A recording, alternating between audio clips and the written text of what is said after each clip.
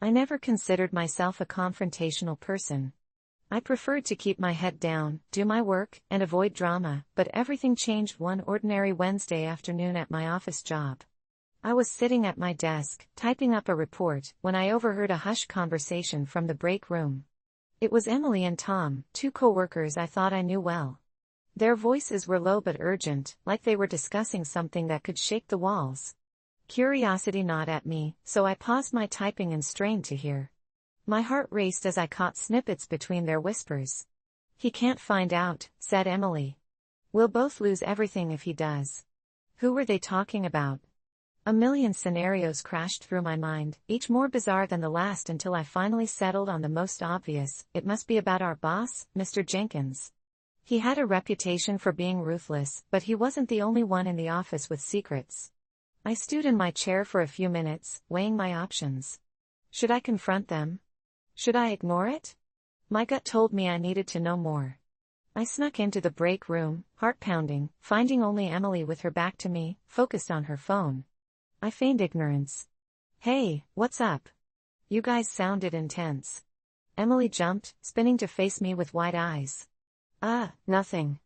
Just, typical office gossip." She shrugged it off, but I could see the tension in her shoulders and the way her hands trembled. I almost backed off, but the thrill of dirt clawed at my conscience. "Really? Because it sounded like you were worried about something significant." I crossed my arms, hopeful my body language would convey a sense of ease. Tom shuffled in seconds later, looking just as uneasy. "What's going on?" he asked, eyes darting between me and Emily. I raised an eyebrow, ready to pounce. "Just trying to get to the bottom of this, whatever it is you two are worried about." Emily bit her lip, glancing at Tom, who shot her a look filled with silent urgency. I should have walked away. I could have let it be, but instead, I pressed harder. "You two clearly think something's about to go down.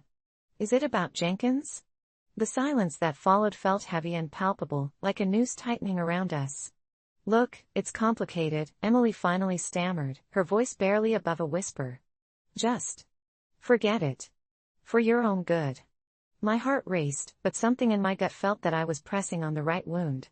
There was something bigger at play here. Before I could respond, Jenkins himself stormed into the room, his presence commanding. "What's happening here?" he barked, eyes narrowed. In that moment, everything shifted. My blood ran cold, and I struggled for a response. I was just, "Get back to work," he thundered, his eyes flaring with rage. Emily's face paled as Tom swallowed hard, and the tension in the room skyrocketed. I stumbled back from the turmoil swirling around me, retreating to my desk. My mind raced. I hadn't gotten the answers I wanted, but I felt the weight of something ominous lurking beneath the surface. I couldn't shake off the feeling that they were entangled in something far darker. Over the next few days, their behavior twisted further into secrecy, constantly glancing over their shoulders, speaking in hushed voices, and jumping at every noise. It was unsettling, like pieces of a puzzle I needed to complete were desperately missing. I decided to follow them one evening as they left the office, heart thudding in my chest. I trailed them discreetly, hoping I wouldn't get caught. I watched them enter a dimly lit bar a few blocks away.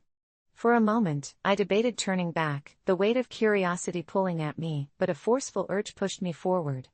I took a seat at the back, pretending to sip a drink while they engaged in an animated discussion, their voices low and conspiratorial. As I strained to hear what they were saying, I caught snippets here and there. The files were never meant to leave the building. "If they find out about the numbers, we'll lose everything." Those sentences shattered any doubt I had. This was serious.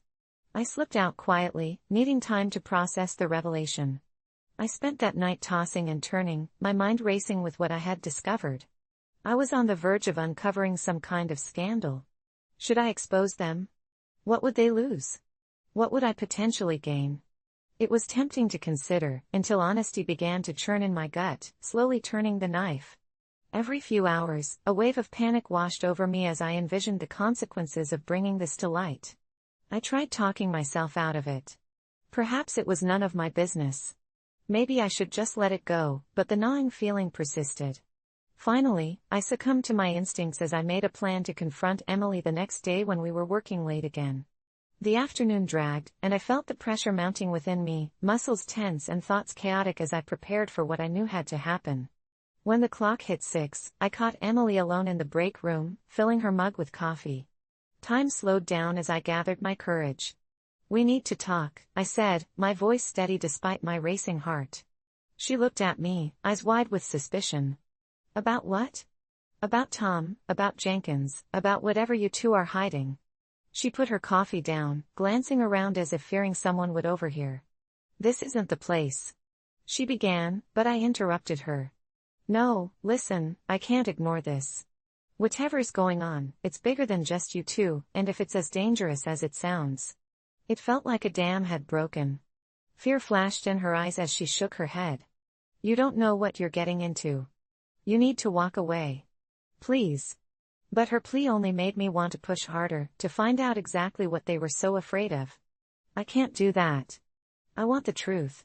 For a moment, we stood in silence. The flickering fluorescent lights overhead buzzed like a warning bell, and the air felt charged with unspoken knowledge. "Here we go," she murmured, her shoulders slumping as she braced herself. "All right. But you need to promise you won't tell anyone, at least not until you understand." I nodded, adrenaline surging as I prepared to hear what could turn my world upside down. Emily took a deep breath, eyes darting to the door once more. "Tom and we've been stealing data from Jenkins's clients to sell on the dark web. It started with just a couple of files. We never thought it would escalate like this."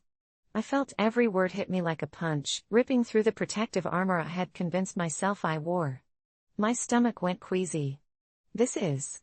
I trailed off, unable to form a coherent thought. "Why would you do that?" "Money. Pressure. The usual corrupt business reasons. But it's spiraling out of control, and now we're being tracked. If Jenkins finds out, we're done for." A chill ran down my spine. I had stumbled into something horrific, something real that could destroy lives. "So you're not only jeopardizing your jobs, but potentially involving all of us," I began, feeling bile at the back of my throat. "You don't understand. I didn't want to drag anyone else into this, but I'm scared. We've been made. Jenkins has been watching us, and now that you've seen us whispering, he'll know. If he thinks you're a threat..." Emily looked genuinely terrified. I stumbled back, mind racing. How deep had they gone? What would happen if Jenkins turned his attention toward me? I could feel the walls of my safe little world collapsing around me, but I also felt a surge of determination. "I have to go to Jenkins," I declared, shaking my head at her attempt to dissuade me. "This isn't just about you two anymore. It's about what might happen to everyone else if this continues." Emily's eyes widened. "You can't." In that moment, I realized I had stepped into a web of deceit too intricate for me to weave my way out. But I was already too far in to walk away. I rushed out of the break room, heart pounding as I made my way to Jenkins's office. Dread bubbled in me like a volcano ready to erupt. I had become a pawn in a game far larger than myself, yet I felt I had to play my hand. I knocked on his door and pushed it open. "Mr. Jenkins, I need to talk to you. It's serious."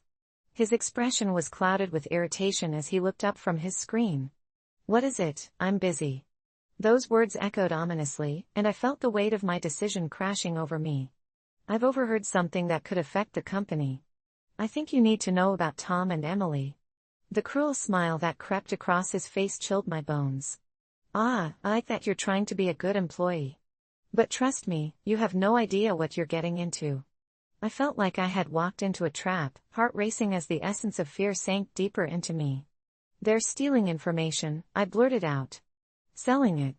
It's dangerous." Jenkins leaned back in his chair, steepling his fingers in contemplation. "And how would you know this, exactly?" Panic surged in me as I realized I had no safeguard. I overheard them talking. You have to believe me." His laughter rang through the apocalyptic silence, a cold sound that sent shivers down my spine. "You think I haven't known?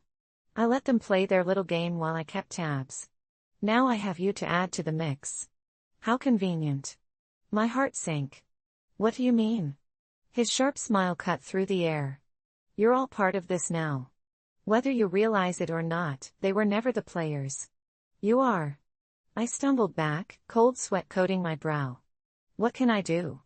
He leaned forward, eyes glinting with malice. You'll do exactly as I say.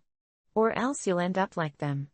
The weight of his words bore down on me like a suffocating blanket. I left his office in a daze, the world spinning around me. He twisted everything into something insurmountable. I was caught in his web now, and my moment of honesty had turned everything into absolute chaos.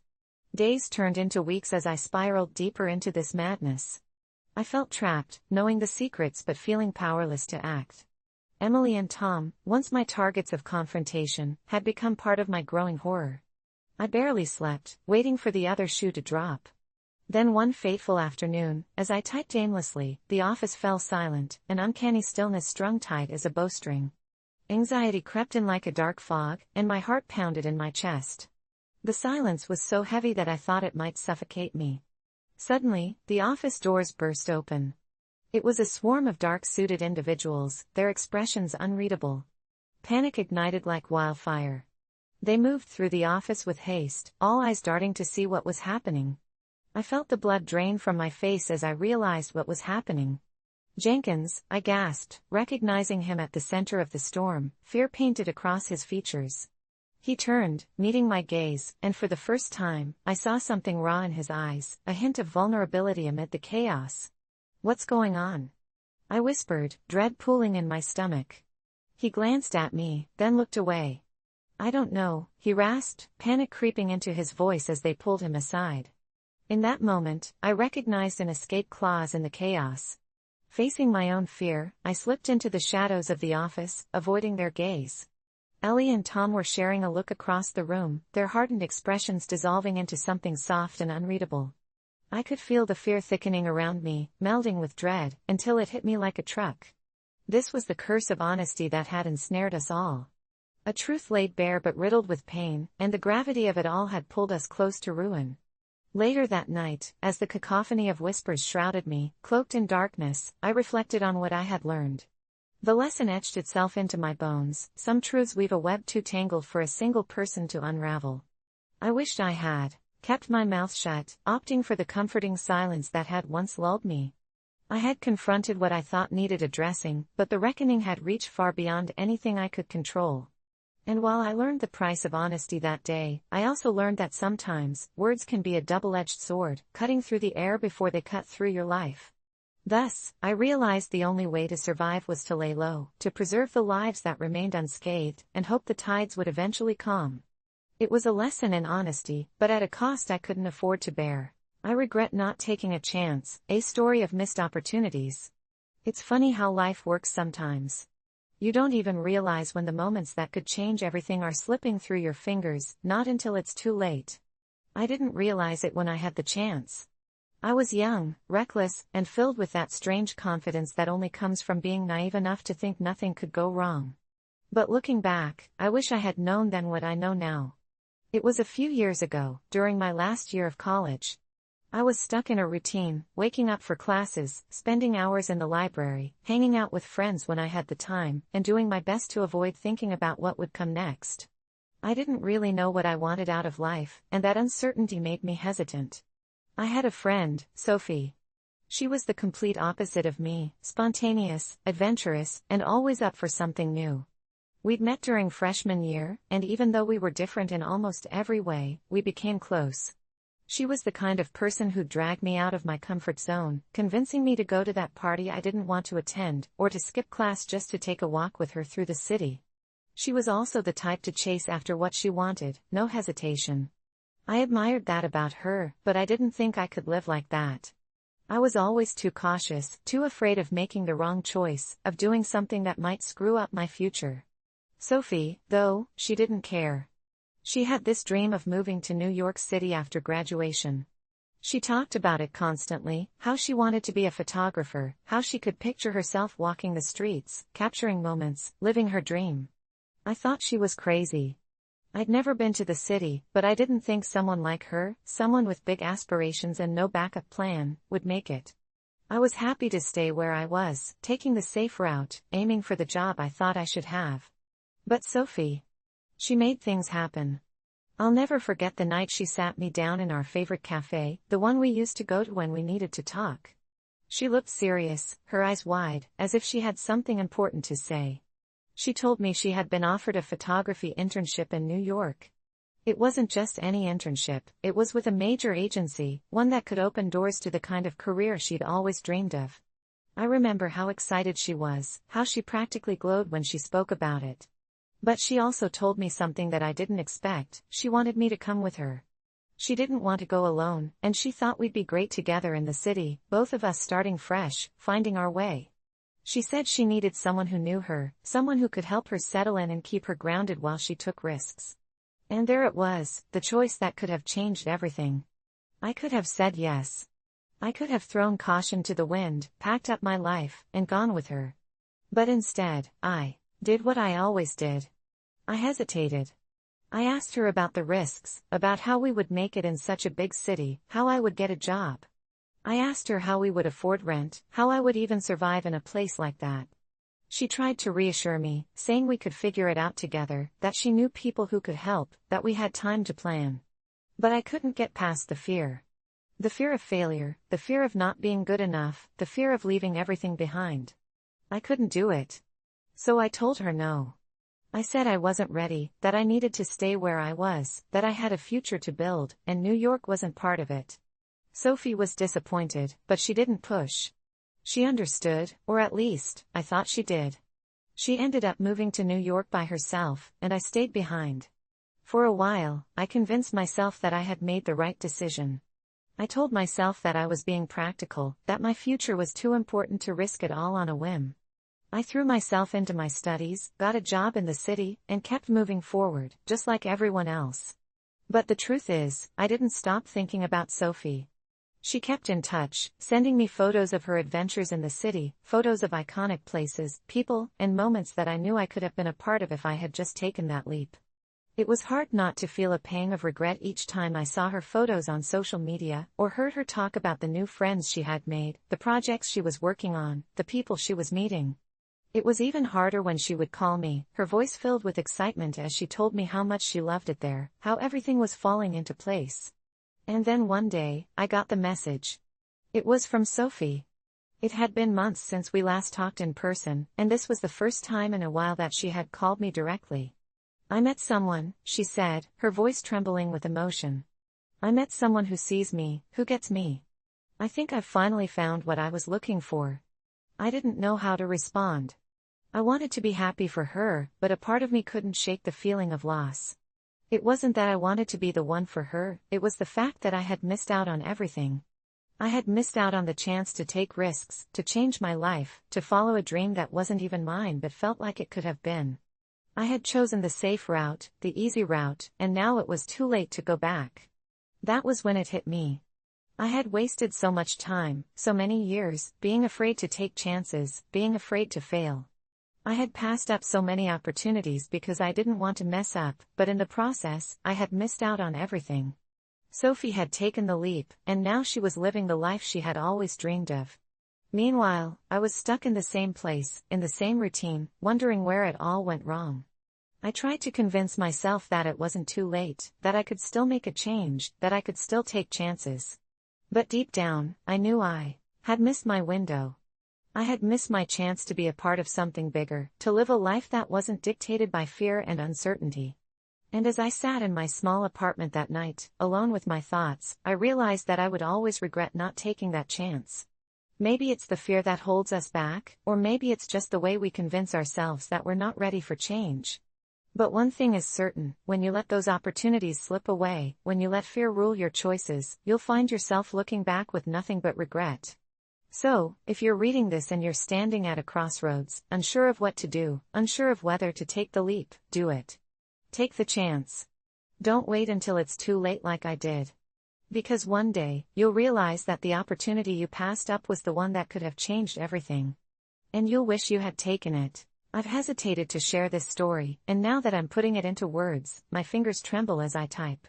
I work as a night shift manager in an old factory that produces a variety of parts for automotive manufacturers, and let me tell you, after dark, this place is haunted, not by ghosts but by something far worse. It started about a month ago. We had a new hire, a guy named Derek. At first, he seemed harmless, a little quiet, maybe even a bit withdrawn, but that didn't raise any red flags at first. What caught my attention was the way he worked. Day in and day out, he would stay focused on the assembly line, not bothering to socialize, not even looking up when I walked by.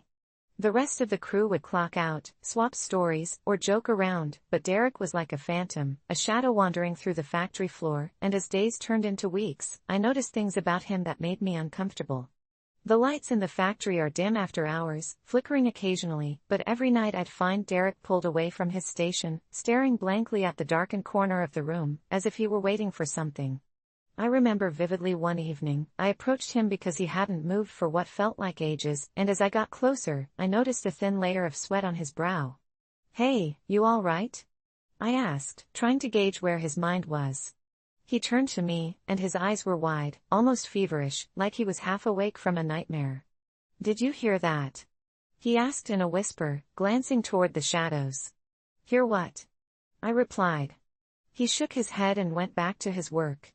I shrugged it off, thinking it was typical night shift fatigue. However, things didn't get better. The factory started to feel different, people were on edge, whispering rumors that something lurked in the darkness. I dismissed it as mere superstition until I noticed more peculiar behaviors. One night in particular, during our typical shift review, a couple of employees mentioned the strange noises, rattling, whispers that seemed to echo from the walls, but those were just the shadows playing tricks, I thought. Or maybe Derek was just getting under everyone's skin. I tried to ignore it, but then it escalated. A week later, some machinery malfunctioned. It was a huge deal. In our line of work, machinery mishaps, especially during night shifts, can lead to severe accidents.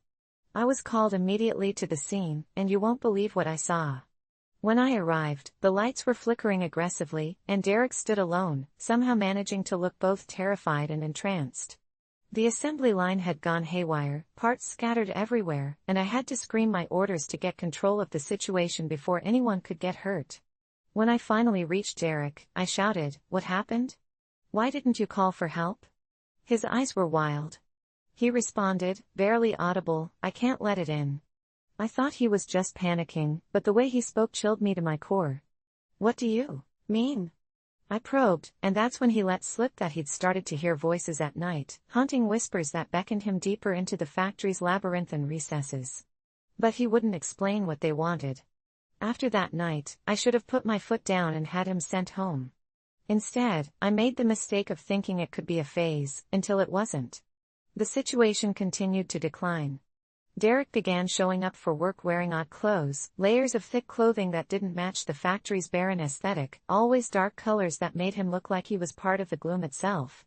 His productivity dropped, and he started lurking in places where nobody should be, behind stacks of crates, next to machinery that had been out of service for years, places where I couldn't see him, where shadows stretched long and distorted. I confronted him one night, demanding he stop hiding and do his job. That's when I received the worst shock of all. He leaned in close, his breath warm yet filled with an odd chill. "You're wrong to be afraid of the dark," he whispered, and in that moment, I felt a flicker of something, an ancient fear that crawled up my spine like icy fingers. I didn't just feel like he was strange, I felt like I was being hunted by something I couldn't perceive. Things moved downhill from there. In the following days, the factory started to come apart at the seams. Tools were missing.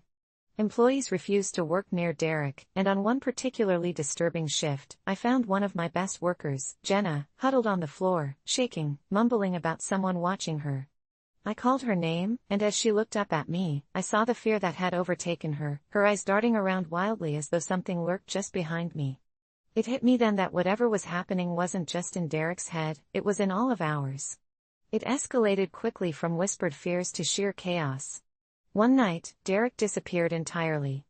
A heavy noise struck the factory, reverberating through the walls, and next thing I knew, he was gone. Panic rippled through the crew as they searched, calling his name into the void that only muffled laughter seemed to answer. Eventually, we found him, burnt and crumpled, in the old machinery storage room, moaning about having seen the bad thing. Behind him, shadows twisted and stretched in ways they shouldn't. I immediately called for help, but deep down, I knew that help wouldn't arrive in time, that darkness, whatever it was becoming more formidable. That night, I made a choice to confront whatever was lurking. Armed with a flashlight and a handful of courage, I ventured back to the area Derek had been found. The air felt electric, and my heart hammered in my chest. I turned the corner, and the light flickered wildly around the room, revealing scraps of machinery and an endless wall of darkness. It seemed to pulse like it was alive, and as I stood there, a voice, smooth and dripping with malice, whispered my name. I froze, paralyzed with fear. "Join us," it said, its tone effervescent, almost seductive. I stumbled back, and the flashlight flickered before going out completely. I flailed, trying to reignite my courage, when I suddenly heard whispers around me, a cacophony of hushed voices echoing through the void, chanting my name.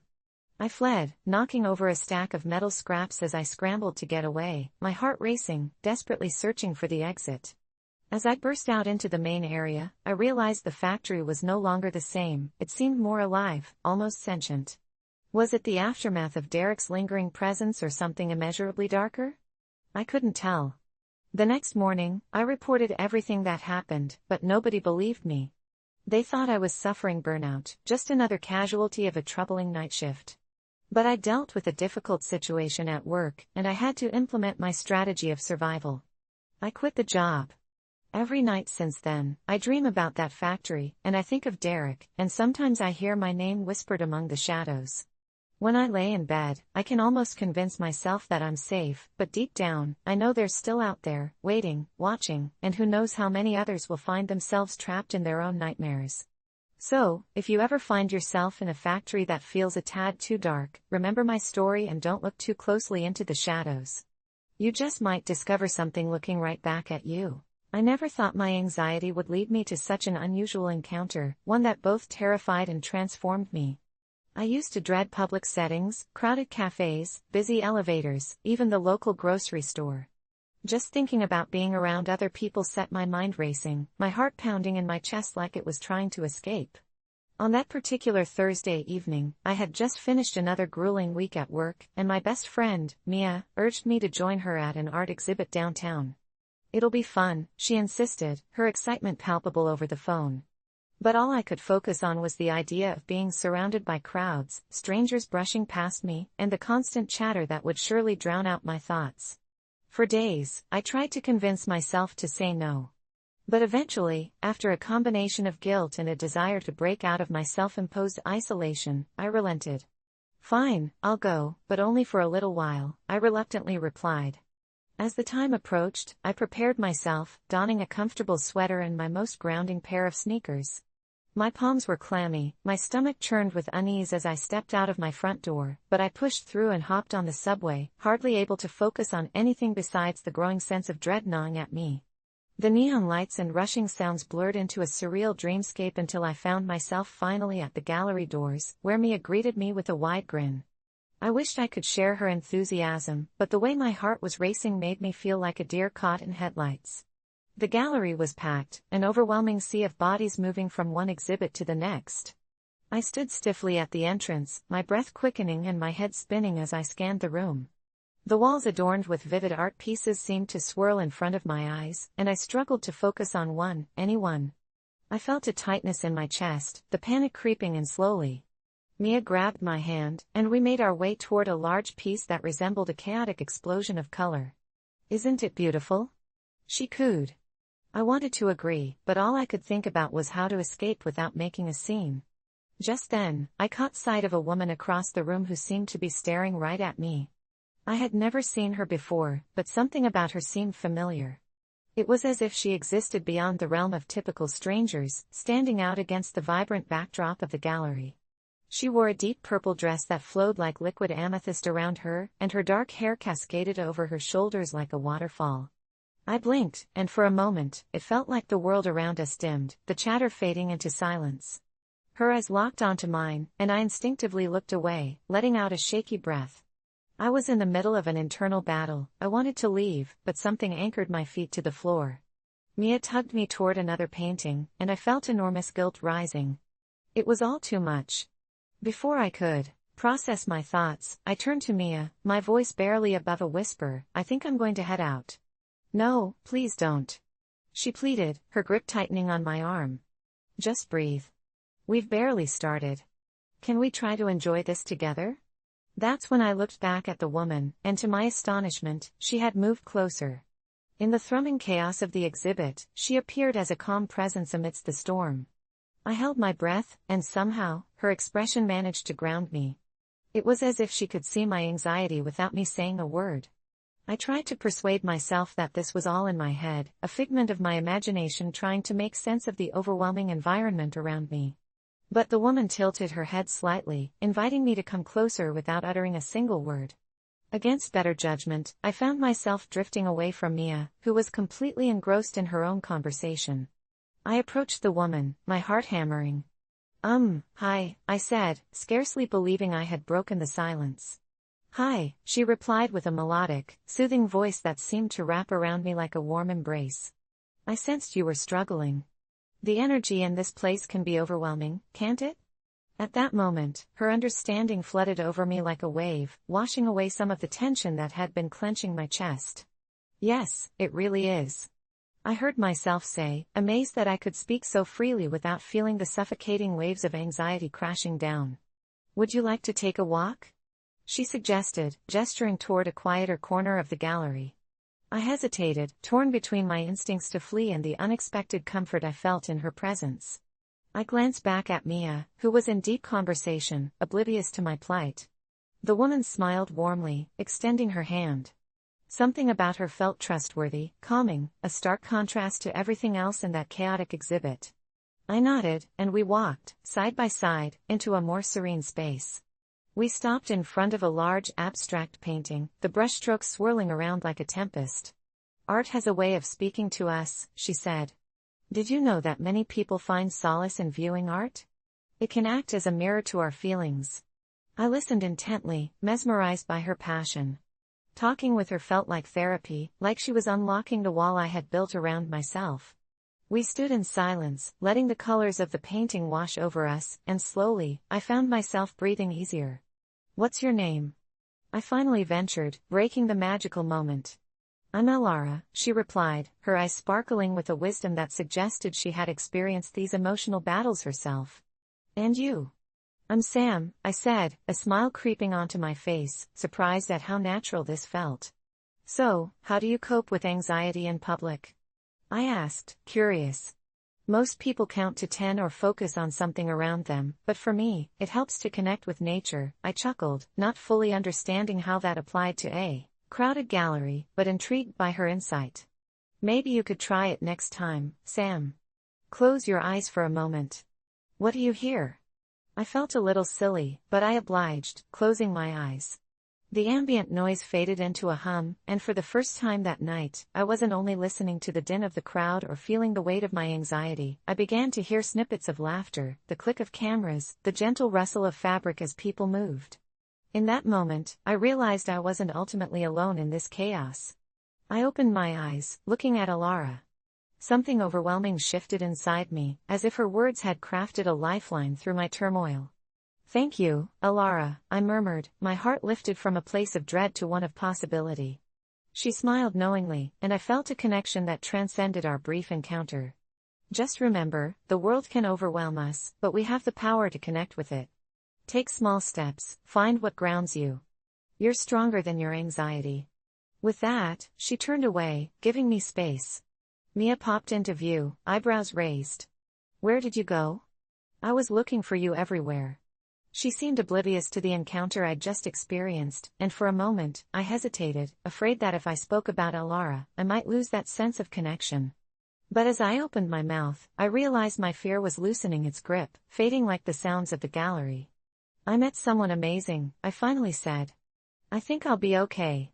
It wouldn't be the last time I faced anxiety, but in that moment, enveloped by the chaos of the evening, I held on to the wisdom Alara had unknowingly gifted me.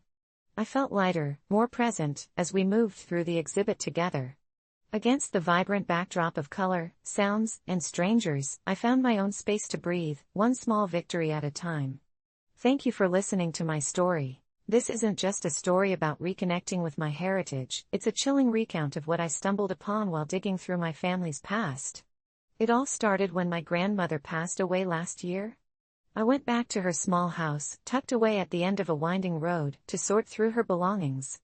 I expected the usual belongings, photo albums, dusty knickknacks, maybe a collection of old recipes. But what I found felt far more significant.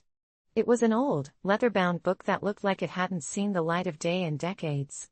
The moment I picked it up, I felt a strange energy pulsing through me, almost as if the book itself was alive. The cover was inscribed in a language I didn't recognize, but the pages inside were filled with tales of my ancestors, stories of my people.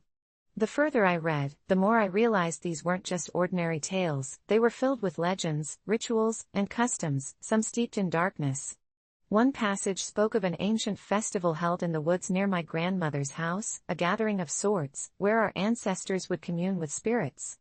As the local stories went, every year this festival was tied to the cycles of the moon and was meant to either renew or sever ties with their heritage.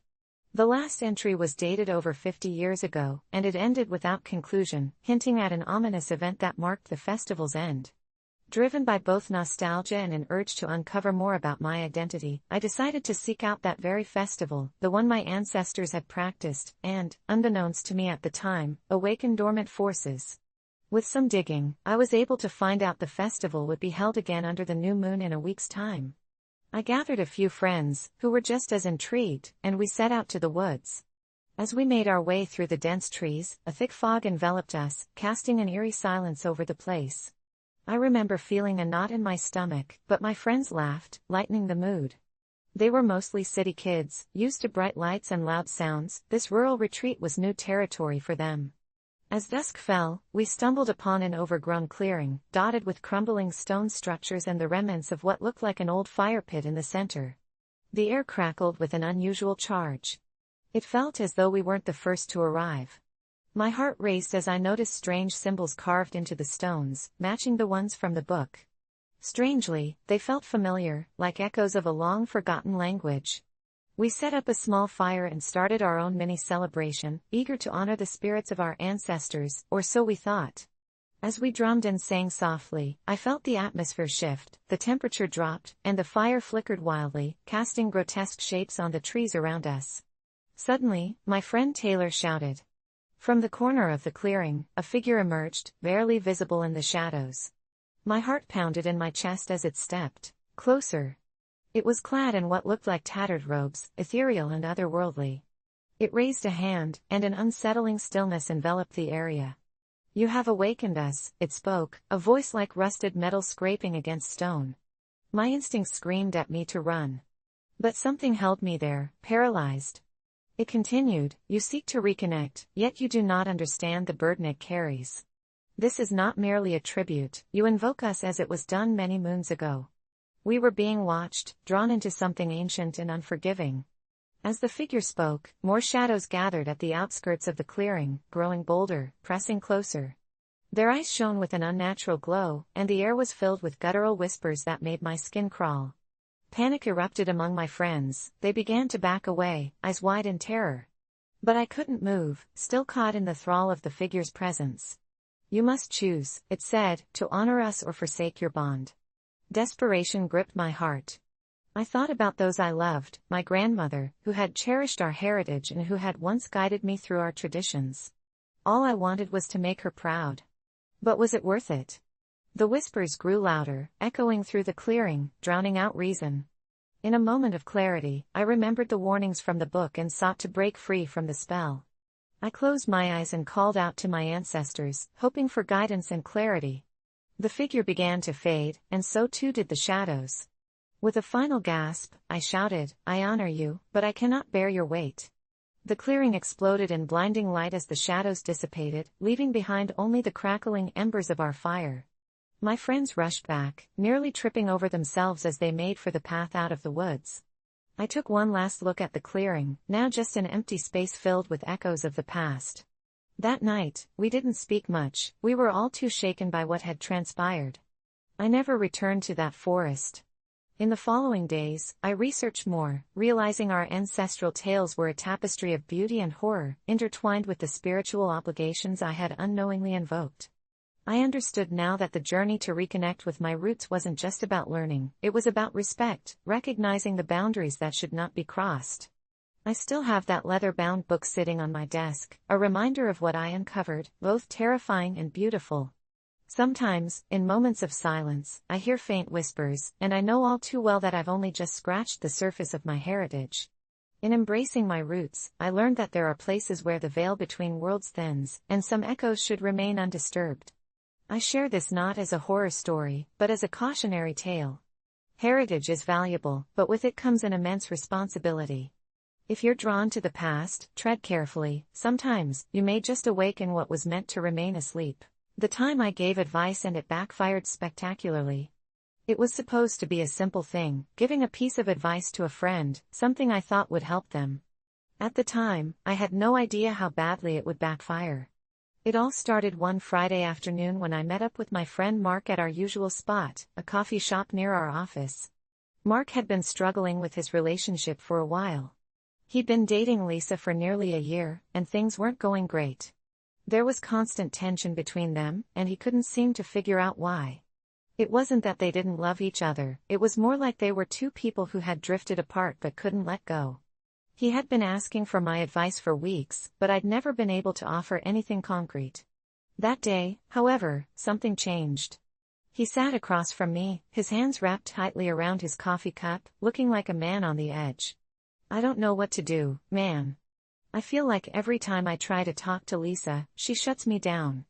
I don't even know if I can keep doing this," he said, his voice a mixture of frustration and despair.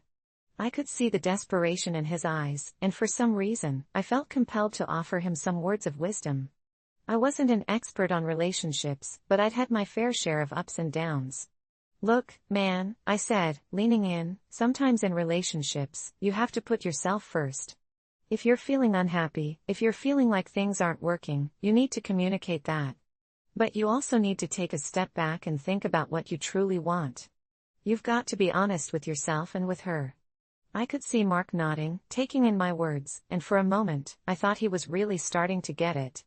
He looked like he was relieved, like he had finally heard something that made sense to him. That's actually not a bad idea," he said, his face brightening up.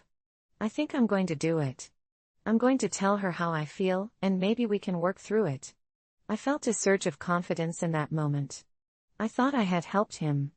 I thought that maybe my advice would be the thing that turned things around for him. The next week, however, things took a drastic turn. I didn't hear from Mark for a few days, and when I finally did, it wasn't at all what I had expected. I got a text message from him that read, "Hey, we need to talk. It's about Lisa." My heart sank. I had no idea what had happened, but I feared the worst. I immediately called him, and after a few rings, he picked up. His voice sounded flat, almost defeated. "Hey, what's going on?" I asked, trying to keep my tone casual, though I could feel the anxiety creeping up. "Dude, it's bad. I took your advice. I sat Lisa down, told her exactly how I felt, told her I needed space, that things weren't working, and she just exploded," Mark said, his voice cracking. I sat there in stunned silence for a moment, trying to process what he was saying. "What do you mean, exploded?" I asked cautiously. "She just lost it. Started yelling at me, calling me selfish, saying I didn't care about her." I tried to stay calm, but the more I tried to explain, the worse it got. "She packed up her stuff and left. It's over, man. I don't know what to do." I could hear the pain in his voice, and I felt a lump form in my throat. I had no idea that my advice would have such a devastating impact. I had no idea that telling him to be honest about his feelings would lead to a breakup. "I didn't mean for this to happen," I said, my mind racing. "Maybe you should try talking to her again, explain that you didn't mean to hurt her." "I did." Mark interrupted, frustration creeping into his voice. "I've been calling her nonstop, trying to fix it, but she won't pick up. It's like I don't even exist to her anymore." I was speechless. I didn't know what to say. I felt responsible for the mess that had been made. What was supposed to be a simple piece of advice had spiraled into something far worse. I spent the next few days trying to help Mark fix things, but the situation didn't improve. Lisa wasn't answering his calls or texts, and he was left spiraling deeper into a pit of regret. I tried to console him, but the guilt weighed heavily on me. I had given him advice, and it had destroyed his relationship. In the days that followed, I couldn't stop thinking about what had happened. It felt like everything I had said was wrong, like I had made things worse instead of better. I tried to remind myself that Mark was the one who had ultimately made the decision to confront Lisa, but it didn't feel like that mattered. He was my friend, and I had failed him.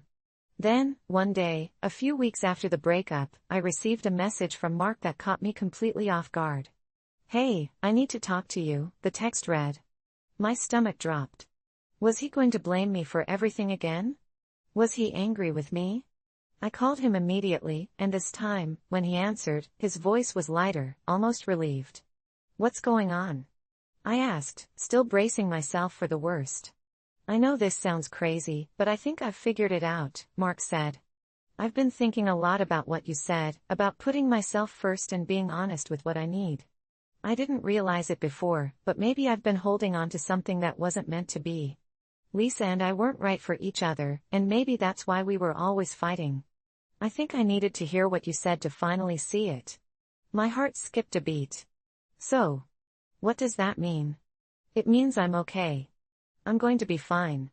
I've started focusing on myself, on what I want. I don't want to get back with Lisa, and I think that's the best thing for both of us," Mark said. "I just wanted to say thanks, man. Your advice. It helped me see the truth." I felt a weight lift off my shoulders. For a moment, I was relieved, but then, the full scope of it hit me. The advice I had given had set off a chain of events that, at first, seemed catastrophic, but in the end, it had helped Mark come to terms with the reality of his relationship. It wasn't the way I had imagined it would go, but maybe, just maybe, it was what he needed to hear. Still, I couldn't shake the feeling that I had almost ruined his life with a simple piece of advice. It had backfired spectacularly, just not in the way I had expected. I learned a valuable lesson that day. Sometimes, the right advice isn't about offering solutions, it's about giving someone the space to find their own. In the end, I guess I had played a part in his growth. But it will forever be a reminder that giving advice is a double-edged sword. When I learned to appreciate different perspectives, it was during the most terrifying experience of my life. I was 17, full of teenage angst, and convinced I knew the world better than anyone. That summer, my friends and I decided to camp out in an abandoned farmhouse on the outskirts of town, a legend among us teens. The place was supposedly haunted, riddled with tales of a family that had vanished without a trace.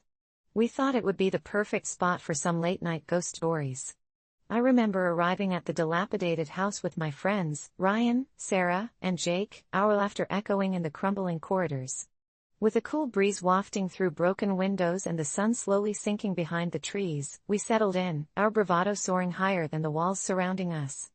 As night fell, we lit a few candles and settled down for some ghostly lore. Sarah spoke first, her voice low and dramatic, recounting the story of the Carter family who'd mysteriously disappeared.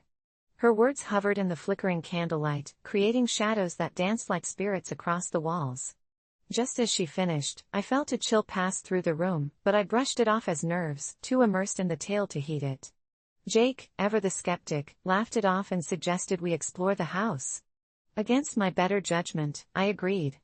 We split up, a mixture of fear and excitement propelling us into the darkness. I wandered into a small room upstairs, where the air felt thick and stale, and the floorboards creaked ominously underfoot. There was nothing but dust and decay, empty and haunting. As I turned to leave, something caught my eye. On the wall, faint, faded markings resembled handprints, smeared as if someone had pressed against the wall in desperate fear.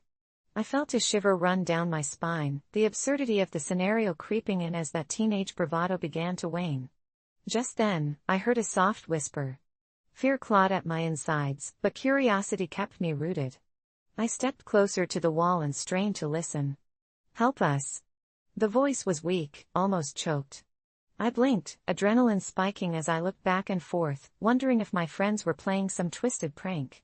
But no one was there. I yelled out, "Guys?"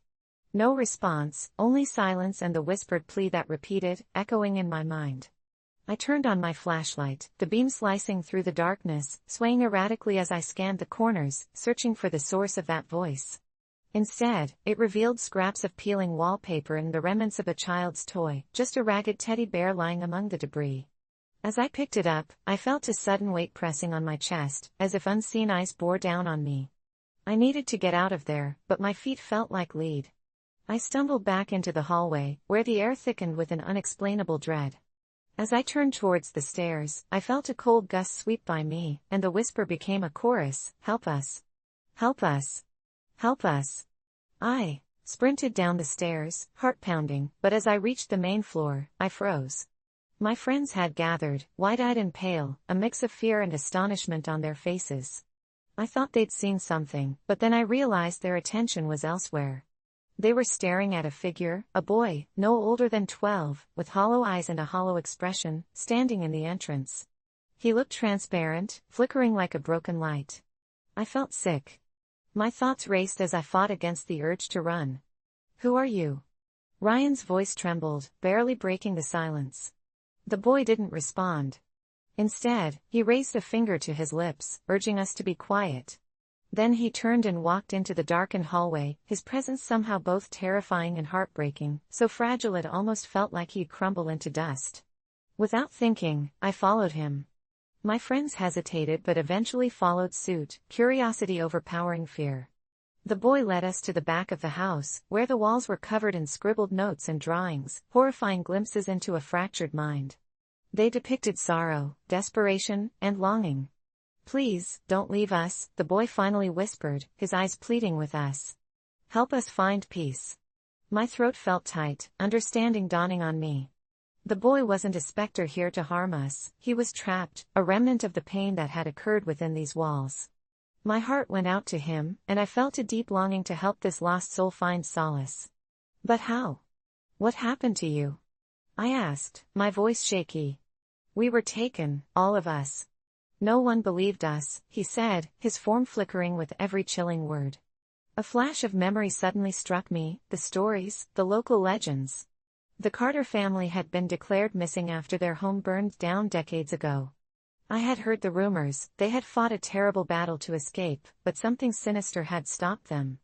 My friends and I stood aghast as the boy's words sank in. We needed to free him and the others from this existence. Ryan spoke up, "How can we help you?" The boy pointed to the walls, the drawings that had become more than just scribbles, they were pleas for recognition, cries for justice. "You must make people remember us. Help them hear our story." I nodded, determination fueling my unease. "We will." As dawn's first light touched the horizon, the boy's form grew fainter. "Thank you," he whispered, his voice blending with the soft light. "You've shown me kindness. Now, tell the world." When the sun rose, we stumbled from that haunted farmhouse, still trembling from fear but resolute in purpose. The echoes of the boy's voice haunted us, urging us to share the truth. We took it upon ourselves to uncover the history behind the Carter family, documenting their story, compiling what we discovered, newspaper articles, interviews, everything. The tale of their disappearance gained traction online, garnering interest, sympathy, and finally, a search party that ultimately led to the unearthing of their tragic fate. With each discovery, a weight lifted, and we felt the boy's presence fade, the anguished cries quieting into the ether. We had helped him, not only by sharing his story but by learning gratitude for a tragic past we had once brushed aside as mere legend. It took fear to unravel our biases, to open our eyes to the stories that needed to be told. I realized then that appreciation comes from understanding the weight of others' experiences, from recognizing that every perspective holds a truth worth exploring, even the ones shrouded in darkness. While I still find myself wondering about those mystical nights, I have learned to listen, to hear, to feel, and to honor the stories and those behind them. My friend's partner made a pass at me. Should I tell them? It all started on a seemingly normal Saturday evening, when my friend Mia invited me over for a small get-together. Mia and I had been best friends since childhood, navigating the ups and downs of life together. She had recently started dating a guy named Tom, who seemed charming and funny at first. I hadn't known him for long, but he quickly integrated himself into our friend group, and I wanted to be supportive. As the night unfolded, laughter filled the room. Mia and Tom were cozy on the couch, and the rest of us were enjoying snacks and drinks. Everything felt light and fun, but something shifted when the two of them stepped outside for a moment, leaving me alone in the living room with Tom's friend, Mark. Mark had always been friendly, but there was a tension in the air that night. After a couple of drinks, he leaned in closer to me, his breath warm against my ear as he whispered, "You know, I've always thought you were really attractive." My heart raced, unsure how to respond. I chuckled awkwardly, brushing it off as a drunken compliment. But as the night went on, Mark's comments became bolder. "You'd be a lot more fun to hang out with than Mia," he said, flashing a grin that made my skin crawl. I tried to laugh it off, but I felt a knot forming in my stomach. When Mia returned, I desperately wanted to confide in her, but I hesitated. What if she didn't believe me? What if it ruined their relationship? As the evening progressed, I kept a close eye on Mark, who continued to make subtle advances. He'd touch my arm lightly when he spoke, and at one point, he even leaned in to kiss my cheek, his lips lingering a bit too long. I felt frozen in that moment, torn between loyalty to my friend and the unsettling realization that I was being pursued by her partner's friend. I spent the rest of the evening trying to act normal, but I could feel the weight of Mark's gaze on me. Every time I caught his eye, my heart would race, and I could feel my palms sweat. I wanted to leave but didn't want to hurt Mia's feelings or cause a scene. As the night drew to a close, I finally mustered the courage to confront Mark. "You should really stop flirting with me," I said firmly, my voice shaking slightly. He laughed it off, acting as if I was overreacting, which only made me more uneasy. After everyone had left, I stayed behind to help Mia clean up. As we sorted through empty bottles and plates, I felt a wave of guilt wash over me. Should I tell her what had happened?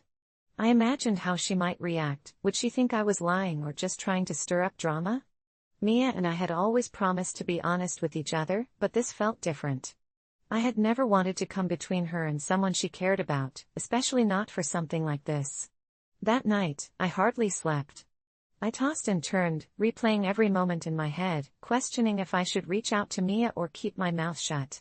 The next few days dragged on as I grappled with the situation. I started distancing myself from Mark, avoiding gatherings where he might be present. But each time I saw Mia, I felt the guilt creep back in. Finally, after a week of internal turmoil, I decided to confide in my best friend. We met at our favorite cafe, and I felt a mix of dread and relief as I sat across from her. I hesitated, unsure of how to start. "Mia, can we talk about something?" I said, my voice trembling slightly. She looked at me curiously, sensing my unease. "Of course, what's wrong?" I took a deep breath, feeling the weight of my words. "It's about Tom's friend, Mark." Mia's expression shifted slightly, her eyes narrowing. "What about him?" I recounted everything that had happened that night, the compliments, the lingering touches, the way I felt uncomfortable. As I spoke, I watched her face transform from confusion to disbelief. "Are you serious? He did that?" she asked, her voice rising slightly. I nodded, tears welling in my eyes. "I didn't want to tell you because I didn't want to cause problems, but I can't keep it to myself anymore." Mia's hands trembled as she processed what I was saying. "I can't believe this," she said, shaking her head. "I thought he was different." I felt a mix of relief and fear wash over me. Relief that I had finally told her, but fear of how she would react. Would she confront Mark? Would it damage their relationship? "What should I do?" I asked, my voice barely above a whisper. Mia looked determined. "You deserve to feel safe around my boyfriend's friends, and I'm going to talk to him about this." My heart sank a little, knowing that it could create tension between them. "Are you sure?" I asked hesitantly. "I don't want to cause drama." "This isn't drama," she replied fiercely. "This is about respect. I can't let someone treat my friends like that." I felt a rush of gratitude for her support, but deep down, I feared how Tom might react. Mia promised to have a conversation with him that evening. I left the cafe feeling a strange mix of hope and dread. That night, I received a text from Mia. "I talked to Tom. He's going to confront Mark. I'll let you know what happens."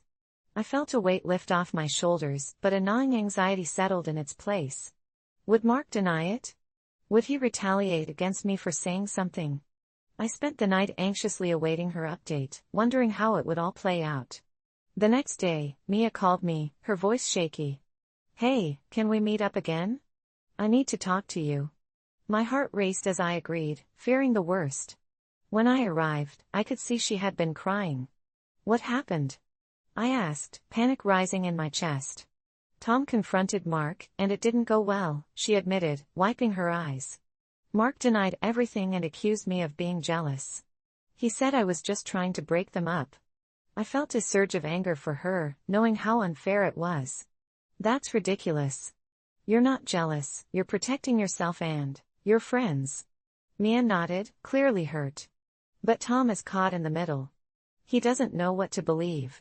As we talked, I felt an overwhelming urge to take responsibility for what had happened.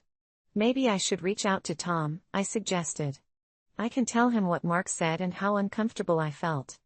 Are you sure? Mia asked, concern etched on her face. I don't want you to feel pressured. I took a deep breath, determined to take action.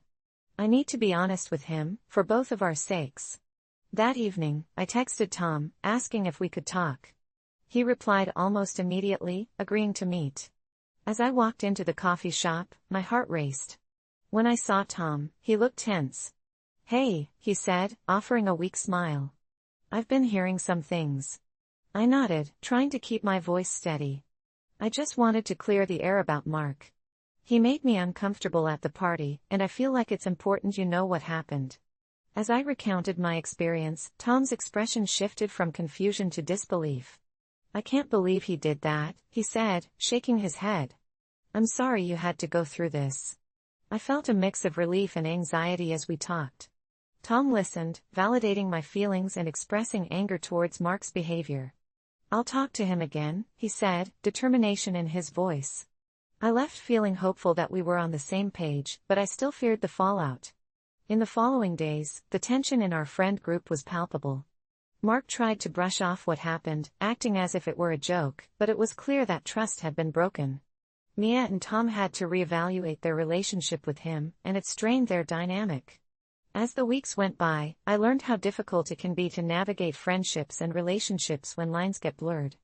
Eventually, Tom decided to cut ties with Mark, realizing that his behavior was unacceptable. Mia supported him wholeheartedly, and I felt a mix of relief and guilt for how everything unfolded. I knew that I had done the right thing by speaking up, but it came at a cost. I still worried about how Mark would react if he found out I had spoken to Tom. But as time went on, Mia and Tom grew stronger, their bond solidified by the challenges they faced together. And I felt grateful to have friends who valued honesty and respect above all else. So, my advice to anyone in a similar situation, speak up. It's never easy, but your feelings matter, and standing up for yourself can lead to a healthier, more honest environment. Sometimes, you have to take risks to protect the ones you love, and in the end, it's worth it. I never wanted to share my story. In fact, I had promised myself that my struggles would remain buried, wrapped in the shadows of my mind. But the night I realized I wasn't alone changed everything, leaving me with an unsettling mix of relief and terror, a night that still haunts my dreams. It started as just another sleepless night, lying in bed while the silhouettes of my insecurities danced across my walls. My mental health had been crumbling, layer by layer, under the weight of anxiety and endless depression. I was convinced I had slipped into a world where no one could possibly understand the depths of my despair. So, like any night, I logged onto an online forum, desperate for solace among strangers. My fingers scrolled through post after post, each person echoing similar struggles, fatigue, emptiness, a numbness that spread through their bones like a poison. But one post captured my attention. A user named Lost Soul shared their own harrowing tale of feeling trapped in a house alone, battling demons of anxiety that screamed louder than any conversation. What struck me was how Lost Soul described a room in their home that had become a prison, a room filled with dark, suffocating memories, one they avoided at all costs. Word after word unraveled, each a mirror reflecting my own unbearable isolation. I felt an inexplicable tug of empathy for this stranger, a knot in the pit of my stomach growing tighter as I read. Our struggles felt intertwined, threads of a tapestry spun by shared pain. That night, I replied to Lost Soul, pouring out my own feelings, my own fears. To my shock, he responded. We began to write back and forth, messages filled with vulnerability. I had found a kindred spirit amid the sea of anonymity, a soul who understood that I wasn't alone in this fight. Over the following weeks, we built an unbreakable bond, sharing stories of our lives, our battles with mental health, and the sanity we believed we could never reclaim. Then came the day when Lost Soul suggested a face-to-face meeting. My heart raced. Did I really want to step out of my comfort zone? But something within me pushed me forward. The chance to connect with someone who knew my struggles was too precious to pass up. We arranged to meet in a local park, a neutral ground that felt safer for our first encounter. I arrived early, nerves tight in my chest, scanning the area for that familiar online persona. As the minutes crawled by, I thought about what I'd say, how I'd act. Every worst-case scenario played out in my mind. Finally, I spotted a figure approaching, a tall, lanky man with sunken eyes and a mop of dark hair. My heart sank as fear washed over me, but I forced a smile and waved. "You must be Lost Soul," I said, my voice wavering. He smiled in return, a weary but genuine smile. "And you must be me," he replied, stepping closer. We exchanged awkward pleasantries, but it quickly felt like we'd known each other for ages. We wandered the park, our conversation flowing, as if it were the most natural thing in the world. He spoke about his struggles, the darkness that clouded his thoughts, and every detail resonated. It was a cathartic release, something I hadn't experienced in a long time. As twilight descended and the air cooled, the conversation turned more serious. "You know," he said, suddenly somber, "there's a whole community of us out there, battling demons we can't escape. But it's like we're all stuck in our own glass boxes, crying for help but too terrified to break free." His words struck me deeply, but I couldn't shake the feeling of foreboding settling in.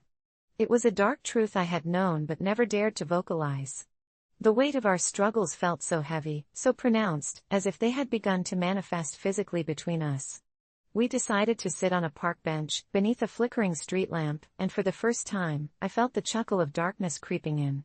As we sat there, a strange chill took over the air, as if the world had shifted. My breath caught in my throat as I looked around. The park, usually alive with nightlife, felt eerily still. The chirping of crickets had died, and the warm colors of dusk drained away, leaving a foreboding gray. "You feel that?" I asked Lost Soul, my voice barely above a whisper. "Yeah," he replied, eyes darting nervously. The hairs on the back of my neck stood on end. An unsettling sensation crept over me as if something, or someone, was lurking just out of sight. The shadows seemed to slink closer, caressing the edges of my vision. That's when we heard it, a low, muffled sobbing. It was faint at first but grew louder, like a haunting melody rising into a crescendo. It echoed through the trees, wrapping around us, tugging at every fiber of my being. Both of us stood frozen, our shared vulnerability replaced with a primal fear. The sobbing had turned to wails, shattering the suffocating silence of the night. "Where is that coming from?" Lost Soul asked, panic creeping into his voice. Against every instinct, we walked closer toward the sound, drawn like moths to a flame. The moon cast a sickly glow over the park, illuminating a dark figure crouched next to a gnarled tree. As we approached, the wails morphed into frantic whispers. "Help me, please, help!" It called out, trembling and desperate. I felt my heart crash against my ribs, but curiosity pushed me closer. As we reached the figure, I was struck by a wave of realization. It was a girl, maybe our age, her eyes completely hollow, tangled hair hanging in matted strands. "What happened?" I breathed, kneeling down beside her, a glimmer of hope flickering in the depths of her despair. "I can't escape. They're watching me," she gasped, frantic. "Who's watching you?" Lost Soul asked, his voice shaking. The girl looked at us, her eyes glistening but devoid of life. "The ones inside," she whispered, her voice trembling. "You can't let them take you. You have to run." I felt vertigo wash over me, an unnatural haze dimming my senses. That's when I heard a rustle, an unmistakable sound creeping through the darkness. Shadows whisked around the tree, undulating like smoke, spilling forth into the pale light. Panic surged within me. I turned to run, but Lost Soul stood frozen. "Wait!"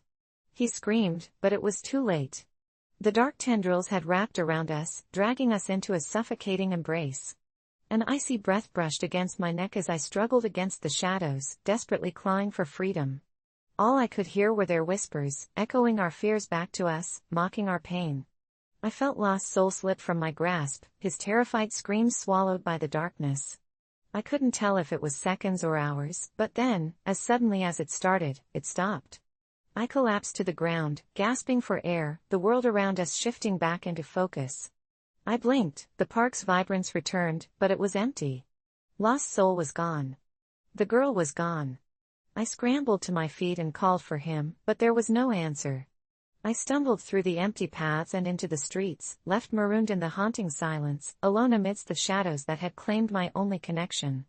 I returned home, the weight of despair heavier than ever, a gnawing emptiness settling in my chest. I searched for Lost Soul every day for weeks, convinced he would return to the forum, that maybe he had experienced something similar and would reach out. But his profile vanished, the account had been deleted.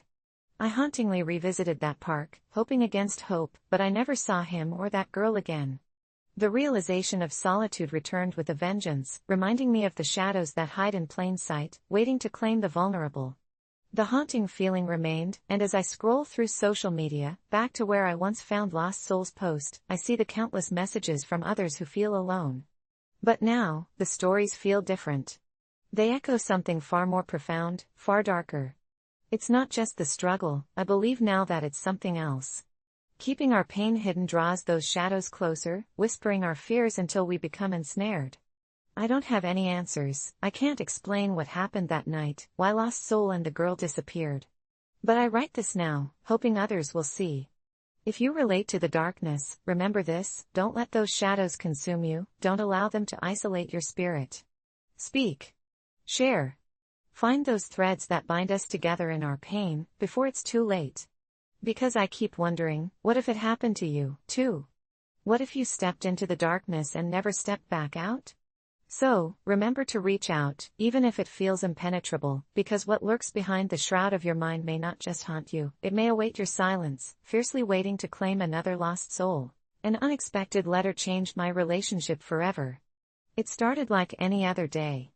I was sitting at my kitchen table, sipping coffee, scrolling through my phone. The usual routine. My boyfriend, Kyle, was in the living room, playing video games like he always did on weekends. We had been together for nearly 2 years, and things were good. Not perfect, but good. We had our ups and downs like any relationship, but I felt comfortable. Safe. I thought I knew him, knew everything about him, or at least I thought I did. That morning, as I was about to leave for work, there was a knock on the door. A delivery man handed me a small package with no return address, just my name on it. I didn't think much of it at first. It was odd, sure, but we'd had some random deliveries before, gifts from friends, orders we'd forgotten about. I tossed it on the kitchen counter, planning to deal with it later. As the day went on, the thought of that unmarked package gnawed at me. There was something unsettling about it. I couldn't shake the feeling that it wasn't just a coincidence. Around noon, I texted Kyle, asking if he knew anything about it. His response was immediate: no idea. Probably just some random thing. I should have let it go, should have just opened it like any other package, but there was something about it that tugged at my gut. Maybe it was my curiosity, or maybe something deeper that I couldn't put into words, but I decided to wait until Kyle got home. By the time he walked through the door that evening, the package was still sitting on the counter. I watched him as he walked past it without a glance, a slight feeling of unease building in the pit of my stomach. "What's that?" he asked casually. "I don't know. It came today. No return address." "Weird, right?" I said, trying to keep my voice light. Kyle shrugged, then went to the fridge to grab a drink. I wanted to ask him more, wanted to press him on why he seemed so unfazed by it, but I didn't. Maybe I was just overthinking it. After dinner, we settled on the couch to watch a movie. I had the strange urge to open the package, but I still held back. Kyle was on his phone, scrolling through Instagram, when I finally gave in. I got up, walked over to the counter, and picked it up. The package was heavier than I expected, a small rectangular box wrapped in brown paper. The paper was worn, like it had been through something, and I noticed a faint stain on one side. I didn't hesitate anymore. I ripped the paper off. Inside was a small, old-fashioned envelope. It had a wax seal with no insignia, just a deep red wax stamped with an unfamiliar design. My hands trembled slightly as I opened it, pulling out the letter. The writing inside was elegant, neat, and flowing. It was a short note. To the one who loves him, the truth is not what it seems. Watch carefully, and you will know him better than he knows himself. The letter was unsigned. I stared at it for what felt like an eternity, my mind racing. I didn't know what to think. What truth? What did it mean? Why send me a letter like this? It didn't make any sense. When I looked up, I realized Kyle was standing in the doorway, watching me. I hadn't even heard him get up. "What is that?" he asked, his tone suddenly serious. I tried to act normal, tried to laugh it off. "It's just a weird letter. Someone's idea of a prank or something." But he didn't laugh. He just stood there, his eyes darkening, his face unreadable. "Who sent it?" he asked, his voice cold. "I don't know," I said, my voice faltering. "It's just a weird letter." Kyle's eyes narrowed, and for the first time in a long time, I saw something in him I didn't recognize, a flash of anger, of fear, of something more than just curiosity. "You shouldn't have opened that," he said, his voice low. "What do you mean?" I asked, now genuinely confused. "It's nothing. Just a stupid letter." But Kyle didn't move. He didn't respond. He just stared at me, like he was seeing something he hadn't noticed before. Finally, he walked out of the room without saying another word. I felt a chill run through me as I sat there, staring at the letter. I didn't know what was happening, but I knew something wasn't right. Over the next few days, Kyle grew more distant. He seemed different, colder, as if he were hiding something from me. Every time I tried to talk to him about the letter, he would brush it off or change the subject. The atmosphere between us began to shift. The small, intimate moments we used to share, cooking dinner together, watching movies, joking around, faded away. In their place was silence, tension, and unspoken words. It felt like there was a wall between us, a wall that had never been there before. One night, unable to stand it any longer, I confronted him. "Kyle, what's going on? Ever since the letter came, you've been acting like a stranger. What's happening?" He didn't answer me right away. He just looked at me, his face conflicted. I could see that he was struggling with something. Then, finally, he spoke, his voice barely above a whisper. "I never wanted you to find out. I never wanted you to know the truth." My heart stopped. "The truth?" I repeated, feeling a wave of dread wash over me. He took a deep breath and then, in a quiet, trembling voice, he said, "I'm not who you think I am." The words hung in the air, thick with meaning, and for a moment, I couldn't breathe. I couldn't think. "What do you mean?" I asked, my voice barely audible. "I have a past. A life before you. And I've done things. Terrible things that I never wanted you to know about." I felt a chill race down my spine. What was he saying? What had he done? "Kyle, you're scaring me. What is it? What's going on?" He hesitated again, like he was weighing whether or not to say more. Finally, he looked at me and said, "I wasn't always the person you know. Before we met, I was involved in things I can't talk about. People. Dangerous people. And I thought I could leave all that behind, but the past doesn't just go away." The world seemed to tilt on its axis, and I felt everything I knew about Kyle slipping through my fingers. "What kind of things? Who were you involved with?" I asked, fear starting to rise in my chest. He looked away, his eyes clouded with regret. "I can't tell you that. But I'll make sure you're safe. That's all I can do now." And that was when I realized that the letter wasn't just some random prank. Someone had sent it for a reason, to remind Kyle of something he couldn't escape. Something from his past that had caught up with him. The next few weeks were a blur of confusion and fear. I didn't know who to trust, or what to believe. I couldn't shake the feeling that the letter was just the beginning, that there was so much more going on beneath the surface. My relationship with Kyle was never the same after that. The person I thought I knew, the person I thought I loved, was gone. And I was left with nothing but questions. What had he done in the past? Who had sent that letter? And what did it mean for us, for our future? I never got the answers I needed. I never got the closure I wanted. But one thing I learned for sure, sometimes, the truth is stranger than fiction, and the secrets we keep have a way of finding their way to the surface. The text that changed everything, a surprising confession. The text that changed everything, a surprising confession. I remember it like it was yesterday. It was late, close to midnight, and I was scrolling through my phone, half asleep, mindlessly flipping between social media apps when a text notification lit up my screen. It was from an unknown number, which immediately jolted me awake, because who sends a message at that hour without expecting a real conversation? I hesitated for a moment before clicking it open, thinking maybe it was spam or a wrong number. But the first line caught my eye. I have something I need to tell you.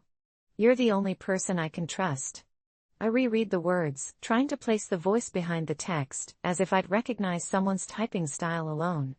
My initial instinct was to ignore it, to chalk it up to some elaborate prank, but something about the tone felt genuine, almost desperate. Against my better judgment, I replied, asking, "Who is this?" Almost immediately, a response popped up. "I can't tell you who I am just yet, but I swear I'm someone you know, someone close." I stared at the screen, a chill creeping up my spine, wondering who would message me like this and why. My mind raced, thinking of friends, family, even distant acquaintances who might need to confess something, but no one fit the bill. The stranger sent another message before I could type a response. "I need you to promise not to tell anyone about this conversation. I need to get this off my chest, and you're the only one who'll understand." Curiosity gripped me, and against all logic, I typed back, "I promise." What's going on? The messages came in faster now, as if they'd been waiting for that green light. I've done something. Something bad. I never thought it would go this far, and I can't sleep at night anymore. I see it, hear it, replay it in my mind, and I don't know how to escape. My heart was pounding now, a mix of fear and intrigue, wondering what kind of thing this person could have done that would haunt them so intensely. Part of me wanted to stop, to ignore them and delete the messages, but another part felt drawn in, like I had to know the rest of the story. What happened? I replied, trying to keep my tone neutral, hoping that they would keep talking, hoping I could somehow uncover their identity. The stranger continued, detailing a night that had gone horribly wrong. They described sneaking out to meet someone, sneaking back in and hearing a noise, a terrible sound that would become the soundtrack of their nightmares. They said they didn't mean to hurt anyone, but they were at the wrong place at the wrong time, that everything went wrong in ways they never could have predicted. The more I read, the more a feeling of dread began to settle over me, a strange, growing sense of familiarity, like the story was tugging at something in the back of my mind. Suddenly, they said something that made my blood run cold. "You were there that night, too." My mind froze. Me? I typed back, "What do you mean I was there?" They replied, "I saw you. You didn't know it, but I saw you walk by. I thought about calling out to you, but I didn't want you involved. If you'd seen me, none of this would have happened." My hands were shaking now, my mind racing back through any night that might match what they were describing, but I came up blank. I had no idea what they were talking about. I asked them to clarify, but they only replied, "It's better if you don't remember. It's safer that way." But I couldn't hold it in anymore. I couldn't keep this secret on my own. As the words sank in, I felt a surge of anger, confusion, and a deep sense of betrayal. Who was this person? Why did they think I could help them?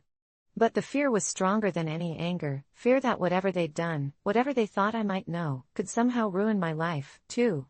My fingers hovered over the screen, tempted to call the police, or to call someone, anyone, who might understand. But before I could make a decision, another message popped up. "You think I'm a monster, don't you?" I didn't know what to say. I was trapped in their confession, an unwilling participant in whatever dark secret they were carrying, and it felt like a nightmare that I couldn't escape from. Instead of replying, I stayed silent, hoping they'd stop, but they didn't. The stranger went on, describing in chilling detail how they tried to cover up what had happened, how they'd planned to leave it all behind but couldn't shake the feeling of guilt. And then, the confession took a darker turn.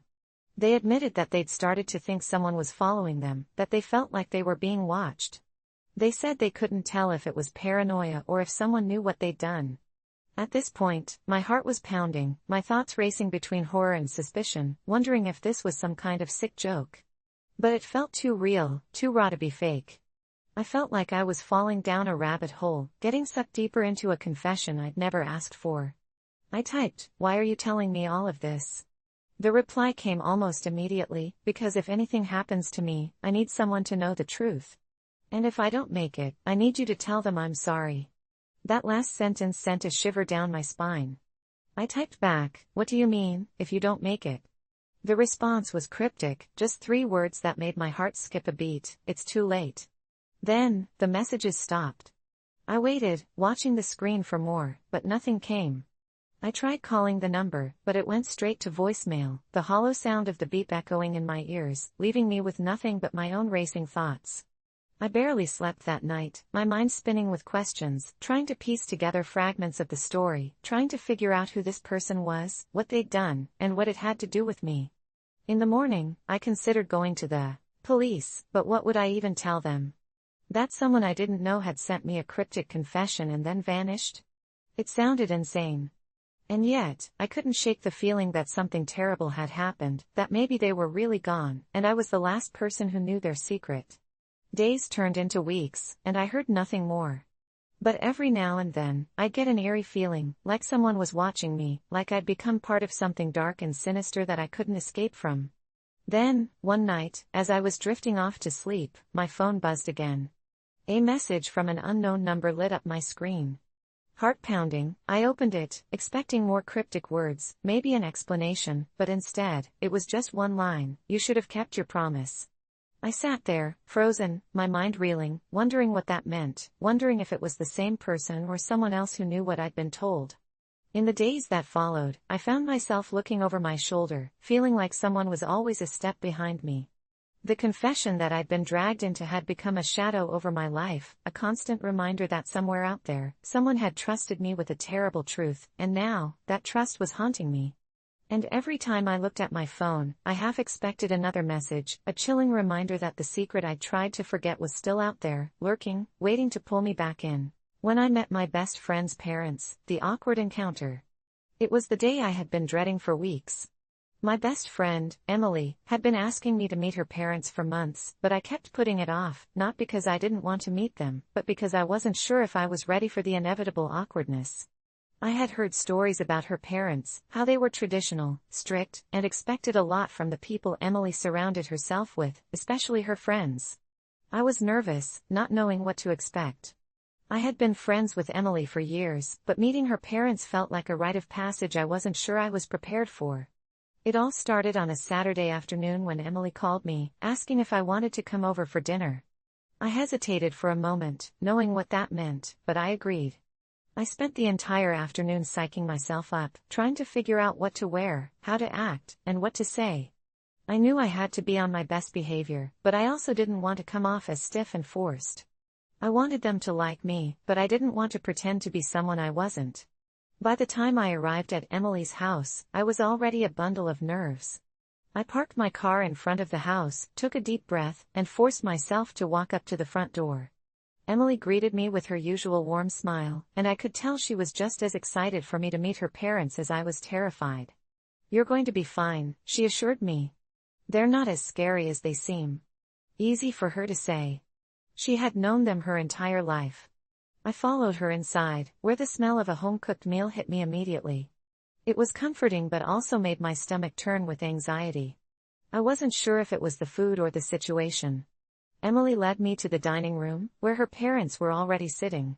Her dad was in his usual spot at the head of the table, a man with a firm handshake and a serious expression. He was a lawyer, the type of person who always seemed like he was analyzing everything around him. Her mom, on the other hand, was more approachable, but her eyes always seemed to be scrutinizing me as if she could see right through me. I stood there for a moment, feeling like I had just walked into an interview. Emily introduced me, and her parents gave me polite smiles, but I could tell they weren't exactly thrilled about my presence. "It's nice to meet you," Emily's dad said with a firm handshake, his voice deep and authoritative. "Emily has told us a lot about you." I nodded, trying to hide my nerves. "It's great to meet you too, Mr. and Mrs. Davis." I tried to sound confident, but I was sure I sounded like a nervous wreck. "Please, call us Mark and Linda," her mom said, her smile softening a little. "We're so glad you could join us for dinner." I sat down, and the awkward silence that followed was deafening.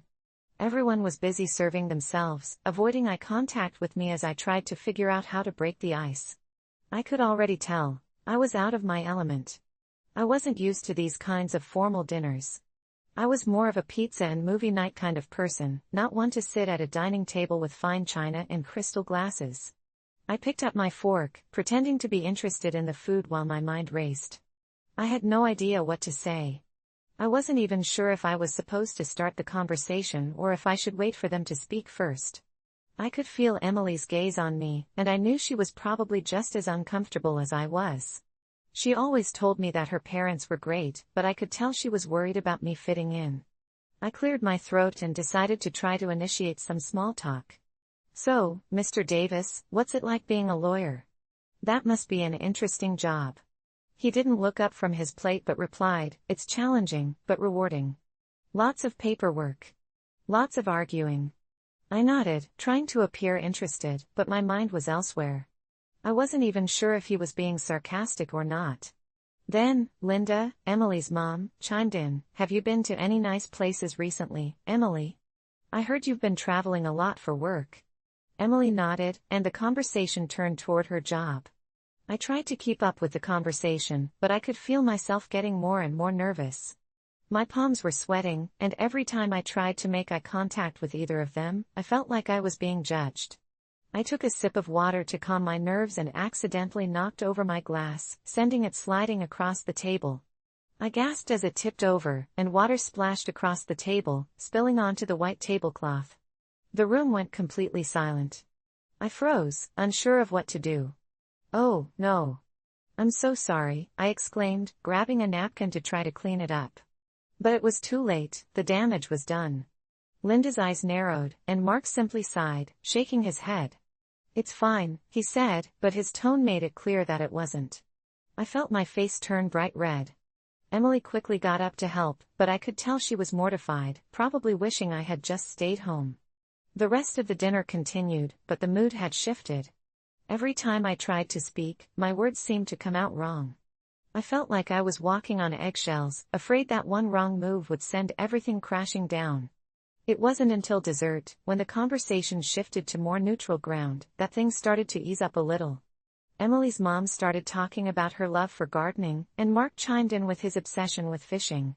I managed to squeeze in a few words, but the awkwardness was still hanging in the air.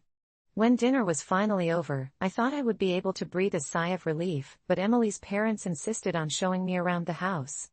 I followed them, nodding politely, but my anxiety was at an all-time high.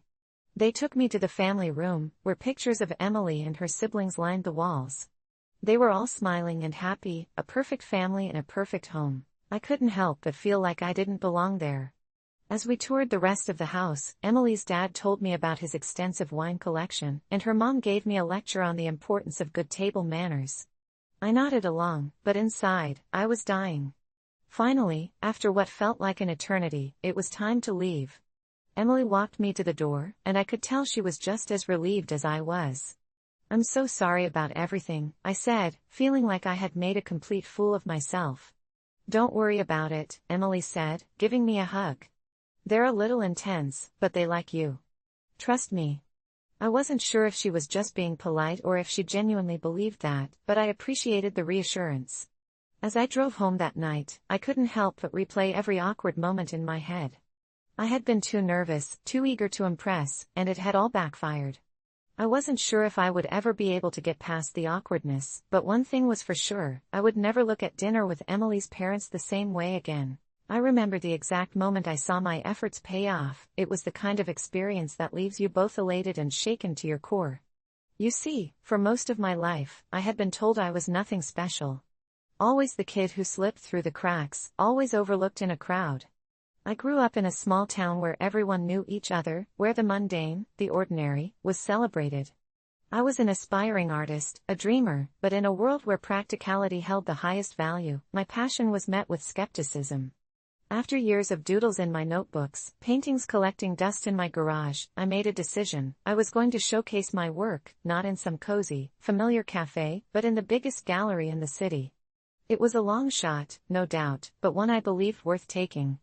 I poured my heart into creating a collection that reflected my deepest fears and darkest moments, my dreams and aspirations.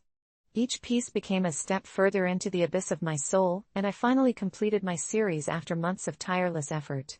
The title I chose was Visions of the Abyss.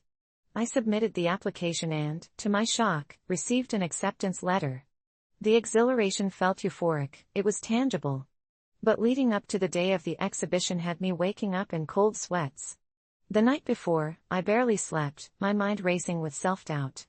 What if no one understood my work? What if I made a fool of myself? I arrived at the gallery an hour before the doors opened, my heart pounding in my chest like a war drum. The walls were pristine, painted a calming white that would let the colors of my paintings pop, but it felt suffocating. As the clock ticked closer to the opening, a knot tightened in my stomach. I stood there, knowing I had done everything I could, yet still feeling like a fraud. Finally, the moment came, and people started trickling in. To my surprise, one by one, they began gravitating towards my pieces. Murmurs filled the air, some even shed tears in front of my artwork. "This is hauntingly beautiful," I overheard a woman say. It was an exhilarating rush, a wave of validation that rolled over me, but then, amidst the compliments, I noticed something, or rather someone, lurking in the corner. A tall figure dressed entirely in black, blending into the shadows. He wasn't looking at the art, he was staring directly at me, his gaze piercing into my very essence. An uneasy feeling settled in my stomach, a dissonance between my joy and this ominous presence that rattled my nerves. I tried to shake it off. For every positive comment I received, I felt empowered, like I was finally being seen. But that figure continued to loom, always in the periphery, always just out of focus. Hours passed, and the exhibition was in full swing. The black-clad figure never moved, rather, he remained rooted in that same spot, his eyes boring into mine each time I caught a glimpse of him. I was almost afraid to look directly at him, something felt deeply unsettling. During a brief moment when the crowd thinned out, I decided to approach him, feeling a burning curiosity outweighing my apprehension. As I stepped closer, I could see his face was obscured by a dark hood, his features hidden entirely. "Why are you here?" I asked, my voice shaking slightly. He remained silent, his gaze didn't waver. Instead, it grew somehow more intense, as if scrutinizing every fiber of my being. "I've waited a long time for this," he finally spoke, his voice a low, gravelly whisper. Those words sent chills down my spine. Without thinking, I stepped back, a paralyzing dread washing over me. What did he mean by that? How had he waited for me? My thoughts spiraled, and I felt the world around me dissipate into a haze of anxiety. I turned away, rationalizing that he was just another patron, perhaps a discerning critic or a troubled artist like me. But he wasn't just anyone, he was a dark omen I couldn't shake. Throughout the evening, I fought to enjoy what felt like an explosion of success, but I couldn't ignore the uneasy feeling that this man cast over me. The gallery buzzed with tantalizing conversations, but his presence overshadowed everything. As the night wore on, laughter echoed, wine flowed, and I basked in the compliments of strangers admiring my work, but with every chuckle and cheer, that figure loomed larger in my mind. Finally, as the clock struck 10, signaling last call, the crowd began to thin out. I had spent the whole night battling conflicting emotions, pride in my art and dread from this sinister man. Just then, I turned to look for him one last time, hoping to confront my anxiety, only to find he was gone. I exhaled a breath I hadn't known I was holding. The momentary relief was electric, yet it faded when one of the staff approached me. "You need to see this," he said, leading me to the back room, which was only lit by an overhead fluorescent bulb. My heart began racing again. A cold sweat formed as I stepped into the room. My artwork stood scattered about, haphazardly knocked over, frames broken, and in the debris, a single painting caught my eye. It was the final piece of my collection. Before I could comprehend the scene before me fully, the staff member pointed at it. "It's damaged beyond repair," he said, but when I approached, my breath caught in my throat. The damage was unmistakable, but as I leaned closer, the painting revealed something chilling, my agonized face, bruised, hollow-eyed, as if it had captured a vision from my nightmares. The panic surged, and I stumbled back, realizing that the figure had somehow planted this evil symphony of fear into my work. "I don't understand," I stammered, shaking in disbelief. "This doesn't make any sense." The staff member looked concerned. "It's just a painting," he said, but I saw the fear mirrored in his eyes. I rushed out into the gallery, feeling a whirlwind of emotions strangle me. That's when I noticed the exit was tightly shut, locked. The palpable panic returned, burning through me. I didn't care about my exhibition, I wanted out. I turned frantically, searching for answers amidst the lingering crowd. That's when I heard it again, the low whisper that chilled my bones. "You can't escape your own abyss." My heart sank as the reality sank in. It wasn't just about the exhibition or my art, it was that figure, that vessel of despair, who had turned my own creation against me. Every effort I had poured into my passion had been turned hollow, darkened. While I thought I had seen my efforts pay off, what I truly saw was the dark reflection of my own struggles. I realized that this could be the beginning of a nightmare unlike any I had ever experienced. Just then, the lights flickered, and for a brief second, I saw the figure again, looming behind a crowd, never blinking, never smiling, always watching. This was my moment, a moment of exquisite horror veiled under the guise of achievement. The exhibition was still teeming with people, but now their faces morphed before my eyes, turning into grotesque forms, mocking laughter echoing in every corner. I felt claustrophobic, trapped in a twisted illusion. The moment I had anticipated crumbled into a chasm of despair. My heart raced as I fought the demons that clawed at my sanity. It was then I understood that this experience was a mirrored reflection of my soul, a reminder that true recognition and deeply personal rewards do not come without their fair share of demons lurking in the shadows. Sometimes, the moment of reward can bring forward the bittersweet taste of haunting memories. In facing the abyss, I realized nothing can truly be celebrated without acknowledging the shadows that reside within us all. The job offer that was too good to be true, my experience. The job offer that was too good to be true, my experience. It all started with an email, a simple notification about a job that seemed like a once-in-a-lifetime opportunity. I'd been struggling to find decent work for months, the kind that paid well enough to actually cover my bills, so when this message popped up in my inbox, promising a position at an exclusive consulting firm with a six-figure salary, flexible hours, and full benefits, I was intrigued. Honestly, it sounded way too good to be true, but curiosity got the best of me, and I clicked on the link. Their website was impressive, sleek, professional, with testimonials from top-tier clients, most of whom I'd heard of. I skimmed through their mission statement, read the employee reviews, and watched a brief video of the CEO discussing the company's values and vision. The whole thing seemed legitimate. The application process was short, surprisingly so, and within hours of submitting my resume, I received a call from a woman named Vanessa who introduced herself as the HR manager. Vanessa's voice was warm and friendly, the kind of voice that immediately put you at ease. She told me that they'd reviewed my qualifications and thought I'd be an ideal fit for the role. She spoke so highly of my supposed skills that it took me a moment to realize that I hadn't actually interviewed yet. I was so flattered by her praise that I didn't think to question it. Vanessa then informed me that the job required a background check and a few preliminary tests, all standard procedure for high-level positions. She assured me they would handle everything, and all I had to do was give her my personal information, address, social security number, driver's license number, all of which I provided without hesitation.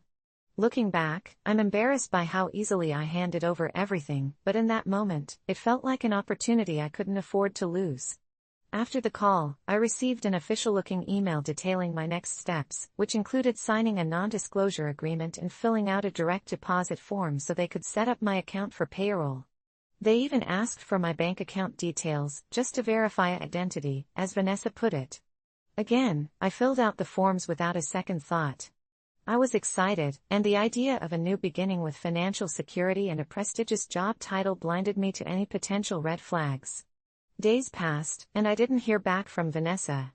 I began to feel a bit uneasy, so I tried calling the number she'd used, only to find that it was no longer in service.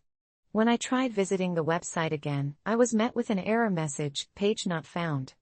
Panic set in, and I went through my emails, only to realize there was no way to contact the company outside of that one now defunct number and the deactivated website. I couldn't shake the growing fear in my gut, but I tried to calm myself by rationalizing that maybe it was just a technical glitch. A week later, my bank called. The representative told me there had been suspicious activity on my account, multiple withdrawals that had drained almost everything I had. My heart sank as the realization hit me like a punch to the gut. I'd been scammed. Every cent I had, gone. In disbelief, I explained to the bank what had happened, but without physical proof of any wrongdoing on their end, they couldn't do much to help. All I could do was file a report with the police and hope for the best. But that wasn't the end of it. Shortly after the incident, I started receiving strange packages at my doorstep, empty boxes, random trinkets, notes with cryptic messages like "hope you're enjoying the job and thanks for all your hard work." Each message was more unnerving than the last. My phone began buzzing with calls from unknown numbers, but whenever I answered, there was nothing but silence on the other end, sometimes a faint breathing, but never a word. I was terrified, and the isolation made it worse. My friends tried to reassure me, telling me it was probably just a prank, but I could see the worry in their eyes. Late one night, I received an email from a familiar address, Vanessa. The subject line simply read, "Your employment status." Against my better judgment, I opened it. The email was blank, save for one line, "You're still on our payroll." My blood ran cold. I frantically checked my bank account, but nothing had been deposited. Instead, I found another charge, this time for something labeled employee benefits. I immediately tried to delete the email, but as soon as I did, my screen flickered, and another message appeared, this time in bold red letters, "We're watching." Paranoia took over. I started noticing strange cars parked outside my apartment, unfamiliar faces at the grocery store who seemed to be following me. I felt like I was going insane, jumping at every shadow and second-guessing everyone around me. One day, while scrolling through a forum for job scams, I stumbled upon a post that caught my eye. It detailed a story eerily similar to mine, a too-good-to-be-true job offer, a mysterious HR manager, and then, relentless harassment. The post had been written by a guy named Mark, who warned others to stay far away from companies like the one I had applied to. Mark ended his post with a cryptic line, "If you've been contacted, it's already too late." Desperate for answers, I messaged him, hoping he was still active on the forum. Days later, I received a response from Mark, but instead of answers, he only sent me a link to a hidden page. Against my better judgment, I clicked on it, and what I found was a series of profiles, each with photos and personal information, addresses, bank details, everything. Horrified, I scrolled down to find my own profile among them, along with a timestamp indicating my date of hire. The page showed dozens of other people who had fallen victim, each with their own employment status listed. Most were labeled as active, but some were listed as terminated, followed by a blank, empty space where their information used to be. My stomach churned as I realized what this meant. Frantically, I messaged Mark again, begging him to tell me what this was. This time, he responded with a single word, "Run." I packed a bag that night, leaving everything behind. I don't know who or what these people are, but I know they're still out there. They haven't stopped looking for me. Every so often, I still get emails from Vanessa, with subject lines like "Ready for your first assignment," or "Your relocation package has been approved." I've changed my number 3 times, moved cities twice, but they always find me. I live every day in fear, looking over my shoulder, knowing that no matter where I go, they're only a step behind. This isn't a job, it's a trap, a prison I can never escape. So if you ever get an offer that seems too good to be true, trust me, walk away while you still can. Because once you're in, there's no way out. How I dealt with workplace drama, a survival story. I had always thought of myself as someone who could handle workplace drama. After all, I'd been in the workforce for years and had learned to navigate office politics, cliques, and all the other little nuances that come with any job. But nothing could have prepared me for what happened at my new job. I had recently started working at a small marketing agency, a place that seemed like it would be my perfect fit. The company was progressive, with an open-door policy, and the people seemed friendly enough. I quickly bonded with a few colleagues, and everything felt like it was going smoothly, until one fateful Tuesday morning when everything changed. It started as a regular meeting, one of those weekly catch-ups where everyone discusses their progress, goals, and any challenges. I had just finished sharing my latest project updates when I noticed Sarah, a senior manager who had been working at the agency for several years, glaring at me. I tried not to let it bother me. Sarah was known for being a bit standoffish, but I hadn't had any issues with her before.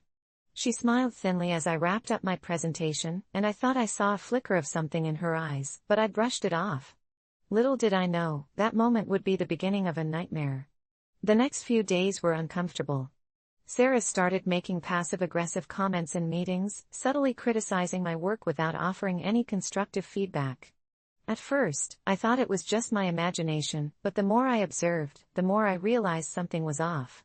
She would interrupt me in meetings, questioning my decisions in front of others, and whenever I'd suggest an idea, she'd shoot it down without even considering it. The tension in the office started to grow. I could feel the atmosphere changing. I noticed that other coworkers, who had once been friendly, were now avoiding eye contact with me. It was as though a wall had been built between us, and I couldn't understand why. One day, I overheard two colleagues whispering in the break room about the drama unfolding with Sarah and me. I didn't catch all of it, but from what I did hear, it was clear that Sarah had been telling others that I was incompetent and difficult to work with. I felt blindsided. Not only was she undermining my work, but she was also spreading rumors about me behind my back. My gut told me that something more was going on. This wasn't just about my work. There was something personal about this attack. But what could it be? It wasn't until a week later, when I found myself sitting in the conference room with Sarah, that I realized just how deep the problem had become. She had called me into her office for a one-on-one discussion, and I could feel the weight of her presence as I walked in. The door shut behind me with an ominous click, and I sat down, trying to prepare myself for whatever she was about to throw at me. "I've been hearing some things, and I think we need to address them," Sarah said, her tone cold but controlled. I felt a knot form in my stomach. I had no idea where this was going, but I knew it wouldn't be good. "What exactly are you hearing?" I asked, trying to keep my voice steady. She leaned back in her chair, crossing her arms. "You've been pushing people around, causing a lot of unnecessary tension. People are uncomfortable working with you." My heart sank. I had no idea what she was talking about. I had tried my best to be a team player, to collaborate and contribute positively. But she was painting me as the villain. "I don't know what you mean," I said, genuinely confused. "I've been doing my job and trying to work with everyone." "That's not how it looks from my perspective," Sarah replied, her voice sharp. "You're making everyone uncomfortable. People are starting to question your role here." I was speechless. I couldn't believe what I was hearing. It felt like she was accusing me of things I hadn't done. There was no way to defend myself, especially when the people around me were already turning against me. Over the next few weeks, the situation only worsened. Sarah made it her mission to isolate me from the rest of the team. She started to pull strings behind the scenes, quietly making decisions that affected my work, excluding me from important meetings, and even taking credit for ideas that I had contributed to. I felt like I was being gaslit. Nothing I did seemed to be good enough, and every time I tried to address the situation, I was shut down. The worst part was how everyone else seemed to fall in line. My coworkers, once supportive, were now either ignoring me or subtly siding with Sarah. I realized that if I didn't act fast, I would be completely alienated. So, I did what I had to do. I started documenting everything. I kept detailed records of meetings, emails, and conversations where Sarah was either undermining me or spreading lies. It felt like a terrible, toxic game, but I had no other choice. I needed evidence to protect myself. In the midst of all this, I began to feel a growing sense of paranoia. I didn't trust anyone in the office anymore. Every smile felt fake, every compliment seemed like a trap. I started double-checking everything I did, questioning whether I was being too sensitive or if I was actually the problem. I even began questioning myself. Was I the one who was difficult to work with? Was there something I wasn't seeing? But as I continued to document and observe, I started to notice more cracks in Sarah's facade. There were moments when she would slip up, revealing her true intentions. I remember one particular instance when I overheard her speaking to another colleague in the hallway. She was speaking in a low voice, but I caught the tail end of her conversation. "She's not going to last much longer here. I'm not going to let her ruin this team." The words sent a chill down my spine. It wasn't just about work for Sarah, this was personal. She wanted me gone, and she was willing to do whatever it took to make it happen. Armed with the documentation I had collected, I decided it was time to confront Sarah. I knew it wouldn't be easy, but I had nothing left to lose. I called a meeting with her in HR. The room was tense, the air thick with anticipation as I presented my evidence. I detailed every instance of sabotage, every lie, every instance of exclusion. Sarah sat there, silent and red-faced, as I spoke. When I finished, HR looked at her and then at me. There was a long pause before they spoke. "Sarah," they said, "this behavior is unacceptable. We will be conducting an investigation." In that moment, I felt a weight lift off my shoulders. I had stood up for myself. I had survived the storm. It didn't take long for the fallout to come. Sarah was reprimanded, and her behavior was officially addressed. While I never got the full details, I knew that the truth had come to light. The office dynamics slowly returned to normal, but the damage had already been done. I couldn't forget how easily people had turned on me, how they had all followed Sarah's lead without questioning her. But in the end, I learned a valuable lesson. In the workplace, there will always be drama. There will always be people who try to tear others down to lift themselves up. But as long as you stand your ground, trust yourself, and fight back when necessary, you can survive even the most toxic environments.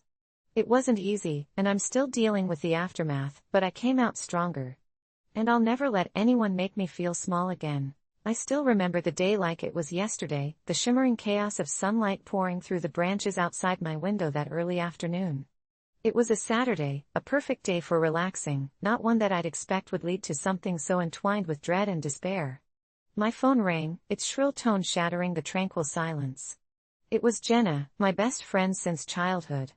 Her voice trembled through the receiver, and though it was faint, I could hear the fear bubbling just below the surface. "I need you," she whispered, and my heart dropped.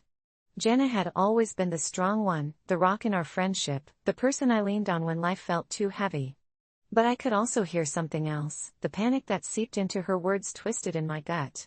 I asked her what was wrong, and she simply replied, "Come over."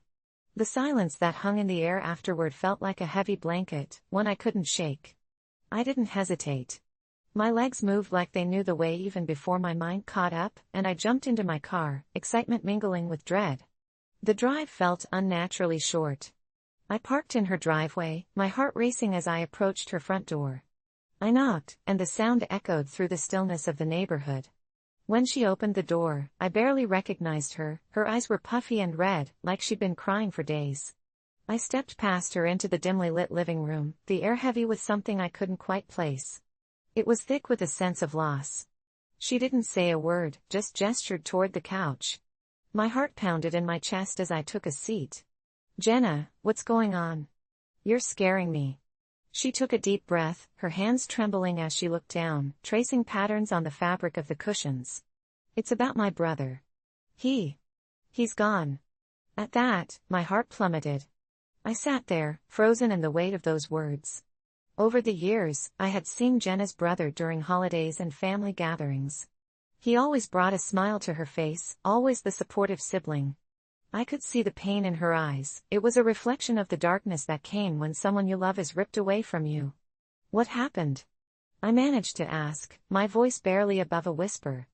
Jenna swallowed hard, her breathing hitching. "He died in a car accident last night." She looked at me, tears streaming down her cheeks. I didn't even get to say goodbye.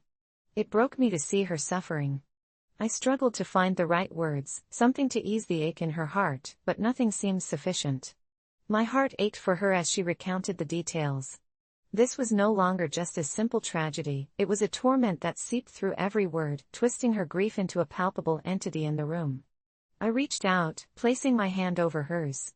I wanted to comfort her, to be the rock she had always been for me. The silence that followed was deafening, only punctuated by Jenna's quiet sobs. But I knew I had to do more, to be more. I remembered something her brother used to tell me whenever we talked about facing fears: you can't let life give you only darkness. You have to seek the light. I stood up, took a deep breath, and offered her a challenge. "Let's go out. I know it feels impossible right now, but you've got to let the fresh air in. Let's go on a little adventure, one that he would have loved." She looked up at me, uncertainty flickering in her eyes. I kept my gaze steady, hoping to connect with that little spark of life I knew was still in her.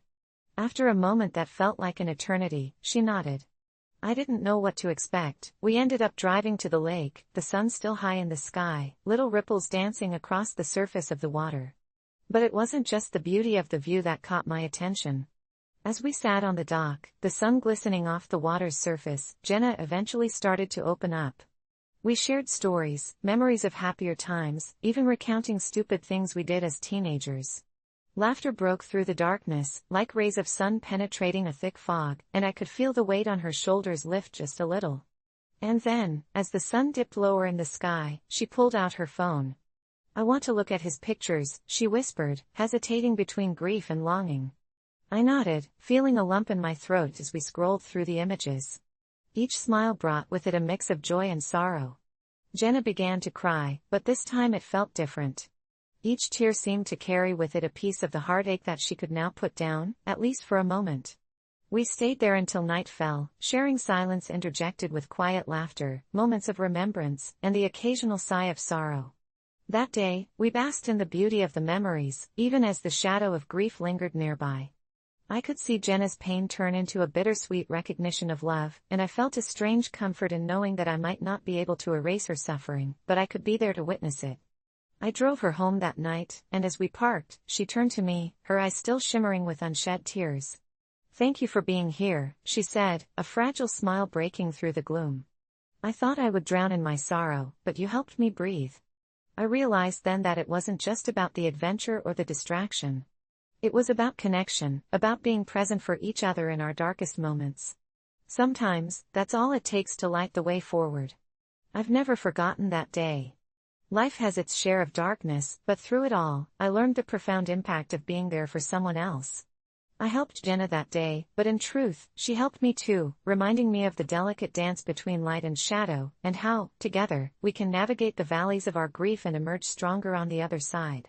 It was a day like any other when I decided that this was the day I would face my fears. I had spent years being imprisoned by panic attacks, crippling anxiety, and a deep-rooted phobia of the dark. I know that sounds cliché, but the shadows had a life of their own in my mind. They thrived on my doubts and flourished in my fears.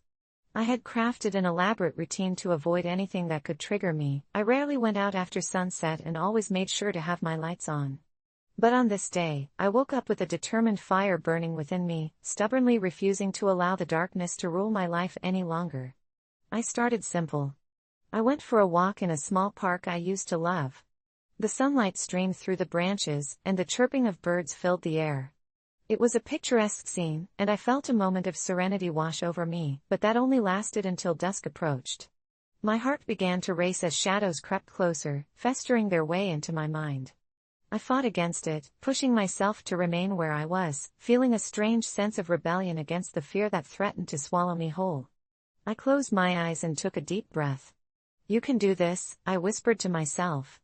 When I opened my eyes, I saw two kids playing hide and seek. Their laughter echoed like a siren call, urging me to join them, to leave the demons behind, if only for a moment. But as the sun dipped beneath the horizon, those kids vanished back into the safety of their homes, and suddenly, I was alone, surrounded by encroaching darkness. I could feel the panic rising again, but I had committed to this path of confrontation. I pulled out my phone, trying to distract myself by scrolling through social media while the last of the light flickered away. But my phone went dead, the screen blackening as if the darkness had swallowed it. My stomach dropped. Here I was, without light, and with absolutely no sense of direction. At that moment, every ounce of determination I had built up began to crumble away. I tried to find the path back but realized I had wandered further than I had planned.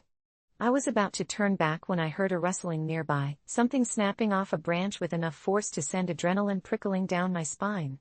I froze. Thump. It was closer now. My heart raced, and I could feel the sweat forming on my brow as I turned back towards the sound. There was nothing but darkness, thick, palpable, choking darkness. I cursed myself for being so foolish. I heard the rustling again, louder this time, and my gut instinct was to run, but my feet remained glued to the ground, paralyzed by fear. Then, just when I thought my heart might leap right out of my chest, I saw it, a shape emerging from the bushes. I couldn't breathe, could barely think. My mind raced through every horror story I had ever read, every fantasy flick I had ever seen. But it wasn't some malevolent creature that emerged, rather, it was a small, scruffy dog with wide eyes and a wagging tail. My initial fear began to ebb as I knelt down, realizing this little furball wasn't any danger at all. It came closer, sniffing cautiously before leaning into my touch.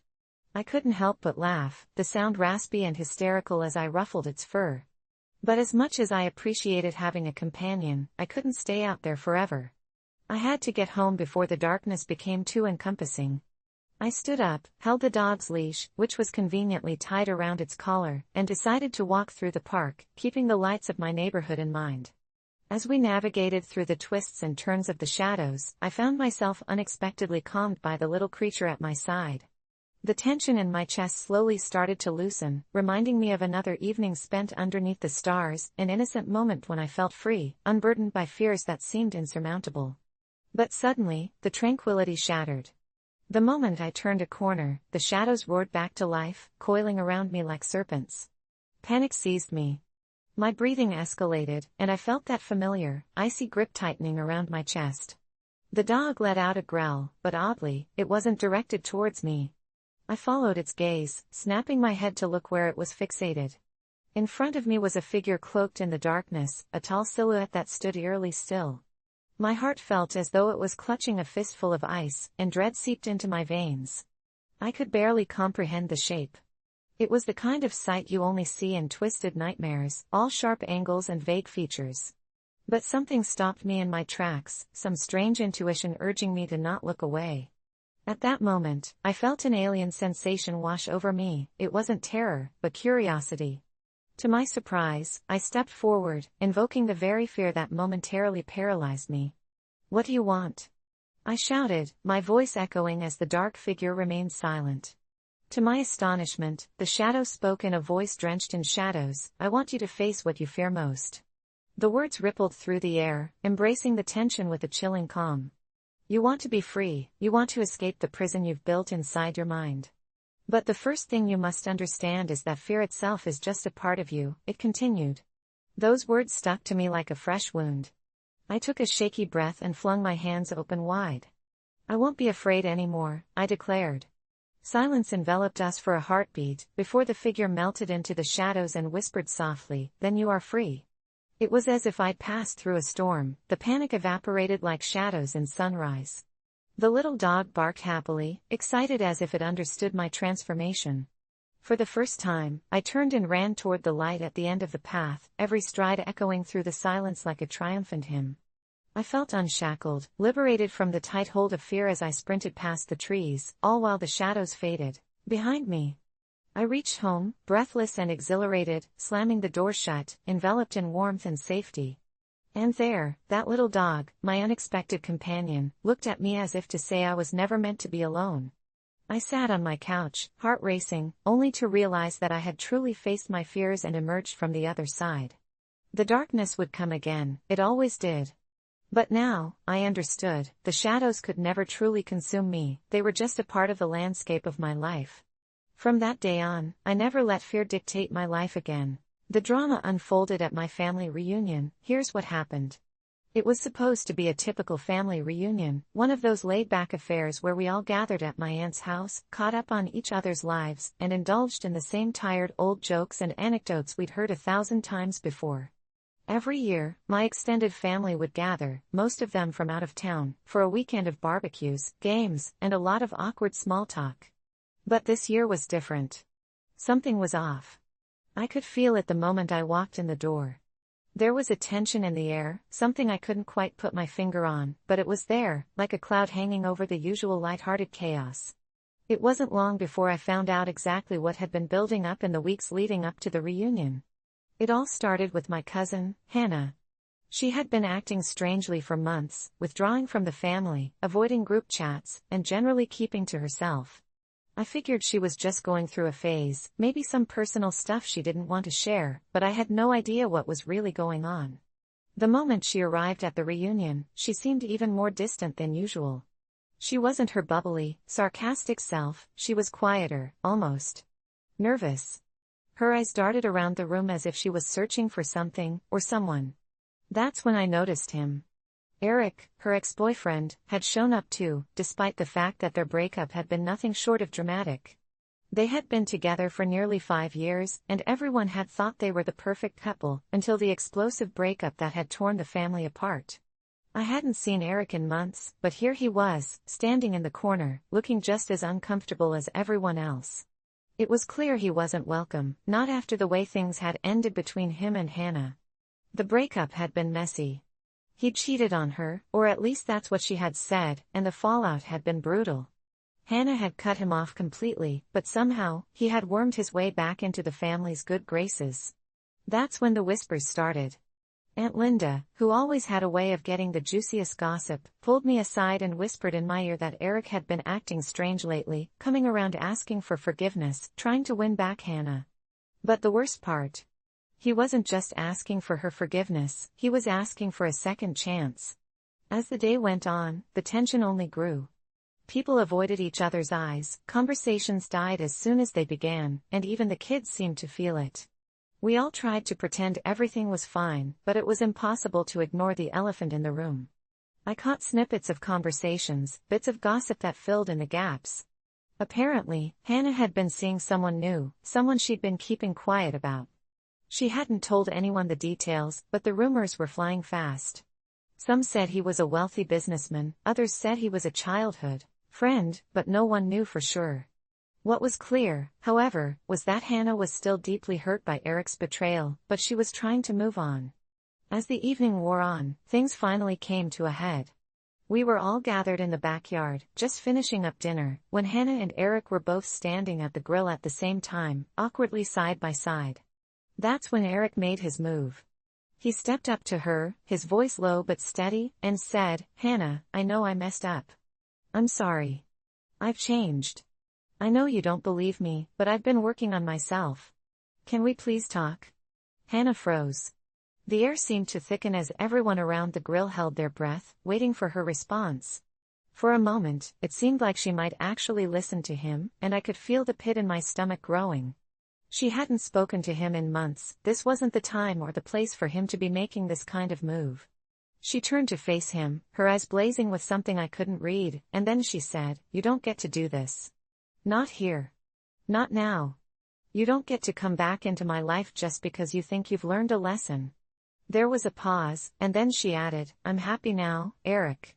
And you don't get to ruin that." Her words were like a slap in the face, loud and clear enough for everyone to hear. Eric stood there, frozen, his face turning red with embarrassment. I could see the hurt in his eyes, the realization that Hannah wasn't going to forgive him, that he had no place in her life anymore. But that wasn't the end of it. As if things couldn't get worse, out of nowhere, someone yelled, "What about the new guy, huh? Is that what this is all about?" It was my cousin Jason, always the troublemaker, and the room fell silent as he stood up, pointing his finger at Hannah. "You're just going to forget everything Eric did for some guy we've never even met?" I couldn't believe it. Jason was known for stirring up drama, but this was crossing a line. The whole family was now caught in the crossfire, all eyes on Hannah and Eric, waiting for the next move. Hannah, clearly done with the conversation, snapped back, "You have no idea what's going on, Jason. You don't get to judge me. You don't know what it's like to be lied to and cheated on. So, keep your opinions to yourself." I could feel the heat building, the tension thickening, but the worst was yet to come. Just as I thought the situation was finally starting to simmer down, another cousin, Mark, chimed in. "Well, if Eric's out, then what about me? I was there for you when you were with him. And now you're just going to throw all that away for some stranger?" And that was it. That was the straw that broke the camel's back. Eric snapped. "You think I'm some kind of joke? You think I'm just going to sit here and take this?" He turned on Mark, his voice rising with anger. "I made mistakes, yeah, but I'm trying to fix things. I'm trying to make up for it, and you all just want to make me feel like garbage." The argument escalated quickly from there. Everyone started shouting, cousins yelling at cousins, aunts and uncles trying to play peacemakers, but it was all a mess. People were storming off, fighting, crying, and I could barely process it all. I didn't know who was right, who was wrong, but it didn't matter anymore. The reunion, which had started as a chance to reconnect, had turned into a battlefield. The next morning, things were eerily quiet. The usual post-reunion cleanup was happening, but the energy had shifted. People avoided eye contact, some left early, others stayed behind to talk in hushed tones. It was a family reunion that had turned into a family crisis. I don't know what happened after that, whether things ever got resolved, or if the rift between Eric and Hannah was ever healed. But I knew one thing for sure, things would never be the same again. The drama that unfolded at my family reunion wasn't just a one-time thing. It left scars, deep ones that would take years to heal, and no matter how much time passed, we would all remember that one day when everything fell apart. The family dinner that turned into chaos. Here's what went down. It was supposed to be a normal family dinner, one of those rare occasions when everyone managed to carve out some time to come together, share a meal, and catch up. My mom had spent the whole afternoon cooking her famous lasagna, homemade garlic bread, and, of course, the huge pot of her secret recipe pasta sauce.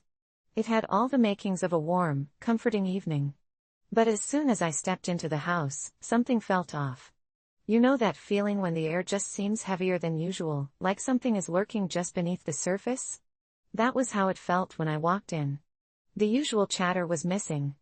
My dad was sitting at the kitchen table, staring at his phone, not even acknowledging my presence when I said hello.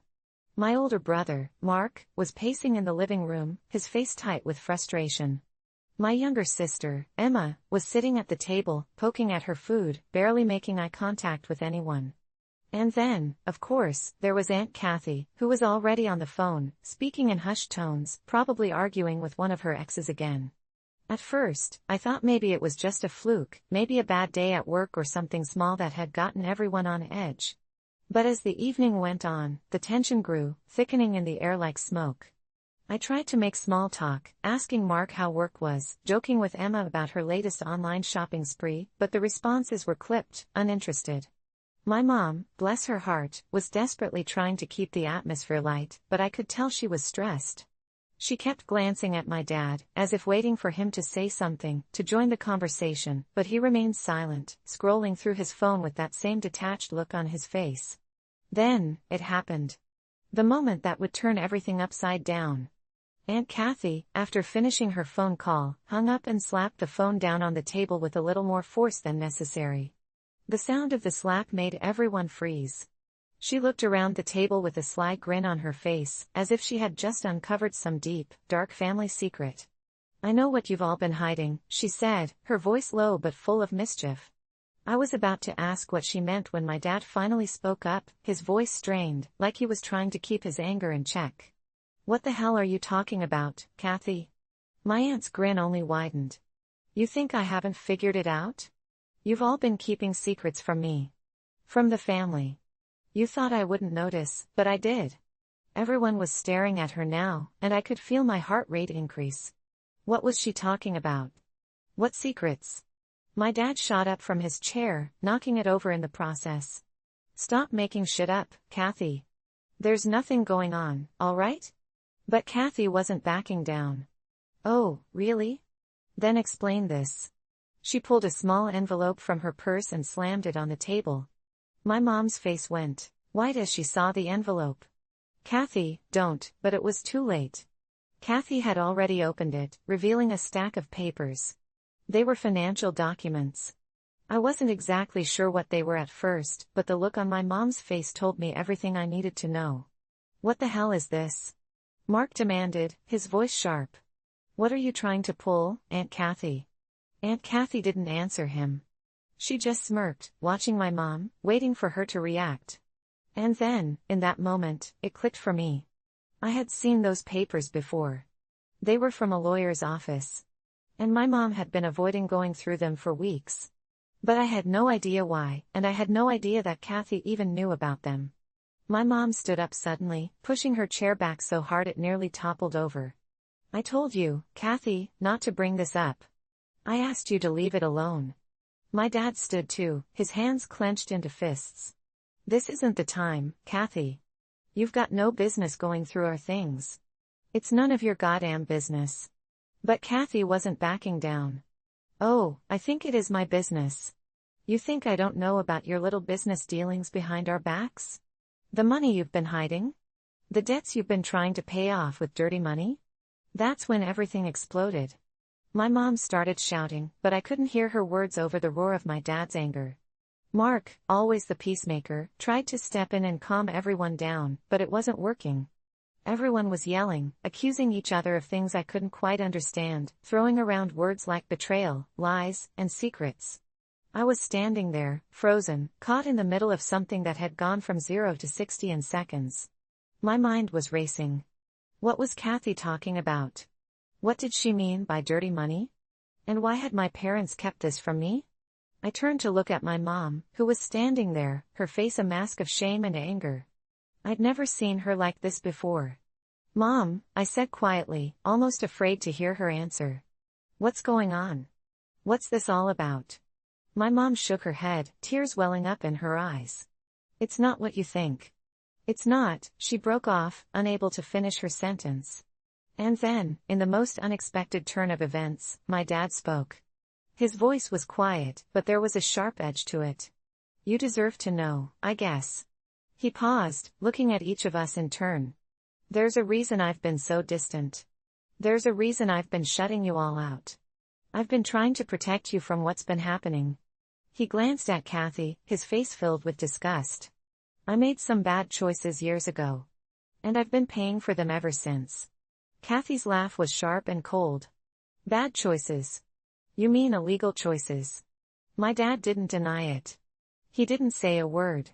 He just stood there, his face tense, his hands still clenched into fists. My heart sank. I had always seen my dad as this strong, invincible figure. The one who protected us. The one who had it all, together. And now, standing there, I realized I didn't know who he really was. The truth came out in pieces, as everyone started yelling over one another. It turned out that my dad had been involved in some shady business dealings, trying to fix some bad investments and, ultimately, got caught up in something he couldn't get out of. And Kathy, well, she had known about it all along. She had been the one to warn him to come clean, but he never did. She'd been trying to protect us from the fallout, but it was too late now. The damage had already been done. The family dinner that was supposed to be a time to catch up and share laughs turned into a full-blown confrontation, a chaotic mess of secrets, lies, and accusations. The rest of the evening was a blur, a whirlwind of emotions and questions that didn't have any answers. Mark ended up storming out, unable to handle the tension any longer. Aunt Kathy left, too, but not before saying something I'll never forget. You'll all be fine. But your dad. He's going to pay for what he's done. And so will you. The words haunted me long after she left, and I couldn't shake the feeling that something darker was just beginning. It's been weeks since that dinner, and things haven't been the same since. The secrets are out in the open, and nothing will ever be the same. My family is broken, but we're all still here, trying to pick up the pieces. But what happened that night, what was said, will haunt me for a long time. And no matter how hard we try to move on, I don't think we'll ever forget the night that a simple family dinner turned into something we could never undo. I never expected my life to take a turn like this. It all started on a chill October evening, the kind where the cold seeps into your bones, and the leaves whirl about in an eerie dance. I had just returned to my hometown after 5 long years, trying to escape the glaring reminders of a painful breakup. In my mind, the memories of Sarah lingered like ghosts in the empty rooms of my old childhood house. We were once inseparable, but life had other plans. She found love with someone else while I spiraled into a haze of loneliness and regret. On that fateful evening, feeling raw yet alive, I decided to drown my sorrows at the old bar down the road. It was a local dive, dimly lit with flickering neon signs and a jukebox that only played the saddest love songs. I ordered a whiskey and tried to ignore the knot in my stomach, reminiscing about the last time I was there with Sarah. Just as I took that first sip, an attractive woman entered the bar, her laughter bubbling like champagne. Her name was Mia, and she had an aura that drew everyone towards her. For a moment, I forgot about my heartache. We struck up a conversation, and I discovered she had just moved back to town, too, seeking something she couldn't quite put into words. The connection was instantaneous, a jolt that lit up the gloomy bar like a flickering flame. We laughed and shared stories, both desperate to shake off the weight of our respective pasts. After an hour, I realized I had stopped thinking about Sarah, and it felt liberating. The night twisted and turned, and Mia and I ended up outside, beneath an expansive sky littered with stars. In that moment, I glimpsed a sliver of hope, the potential for a second chance at love, and it filled the empty spaces within me. We exchanged numbers, and I felt an involuntary shiver run down my spine as she held my gaze. The days turned into a carefree whirlwind of coffee dates, midnight strolls, and laughter that echoed around me like a sweet melody. I felt alive again. I let my guard down, allowing myself to believe that maybe this was it, that maybe Mia was my second chance. But as the nights grew colder and the autumn leaves began to fall, little things started to feel off. Mia sometimes seemed distant, as if her mind wandered to places I couldn't follow. I brushed it off at first. Everyone has their demons, I told myself, but each day came with unsettling sighs and lingering silences that I tried to ignore. One evening, as we walked along the waterfront, I mustered up the courage to ask her what was bothering her. She hesitated, her eyes flickering with something strange, almost sorrowful, before she spoke. "You wouldn't understand," she said, her voice a whisper against the backdrop of the lapping waves. It stung, but I didn't push her. I valued the moments we shared too much to let my insecurity push her further away. But I still had my doubts, something felt unfinished. That night, I had a dream about Sarah. It was surreal. We were back in our old neighborhood, sitting on the front porch where we used to spend our summer nights. She looked just as beautiful as I remembered, her laughter washed over me in waves of nostalgia. But something felt off. As I reached out to touch her hand, she faded away like smoke on the wind, leaving an empty void that swallowed me whole.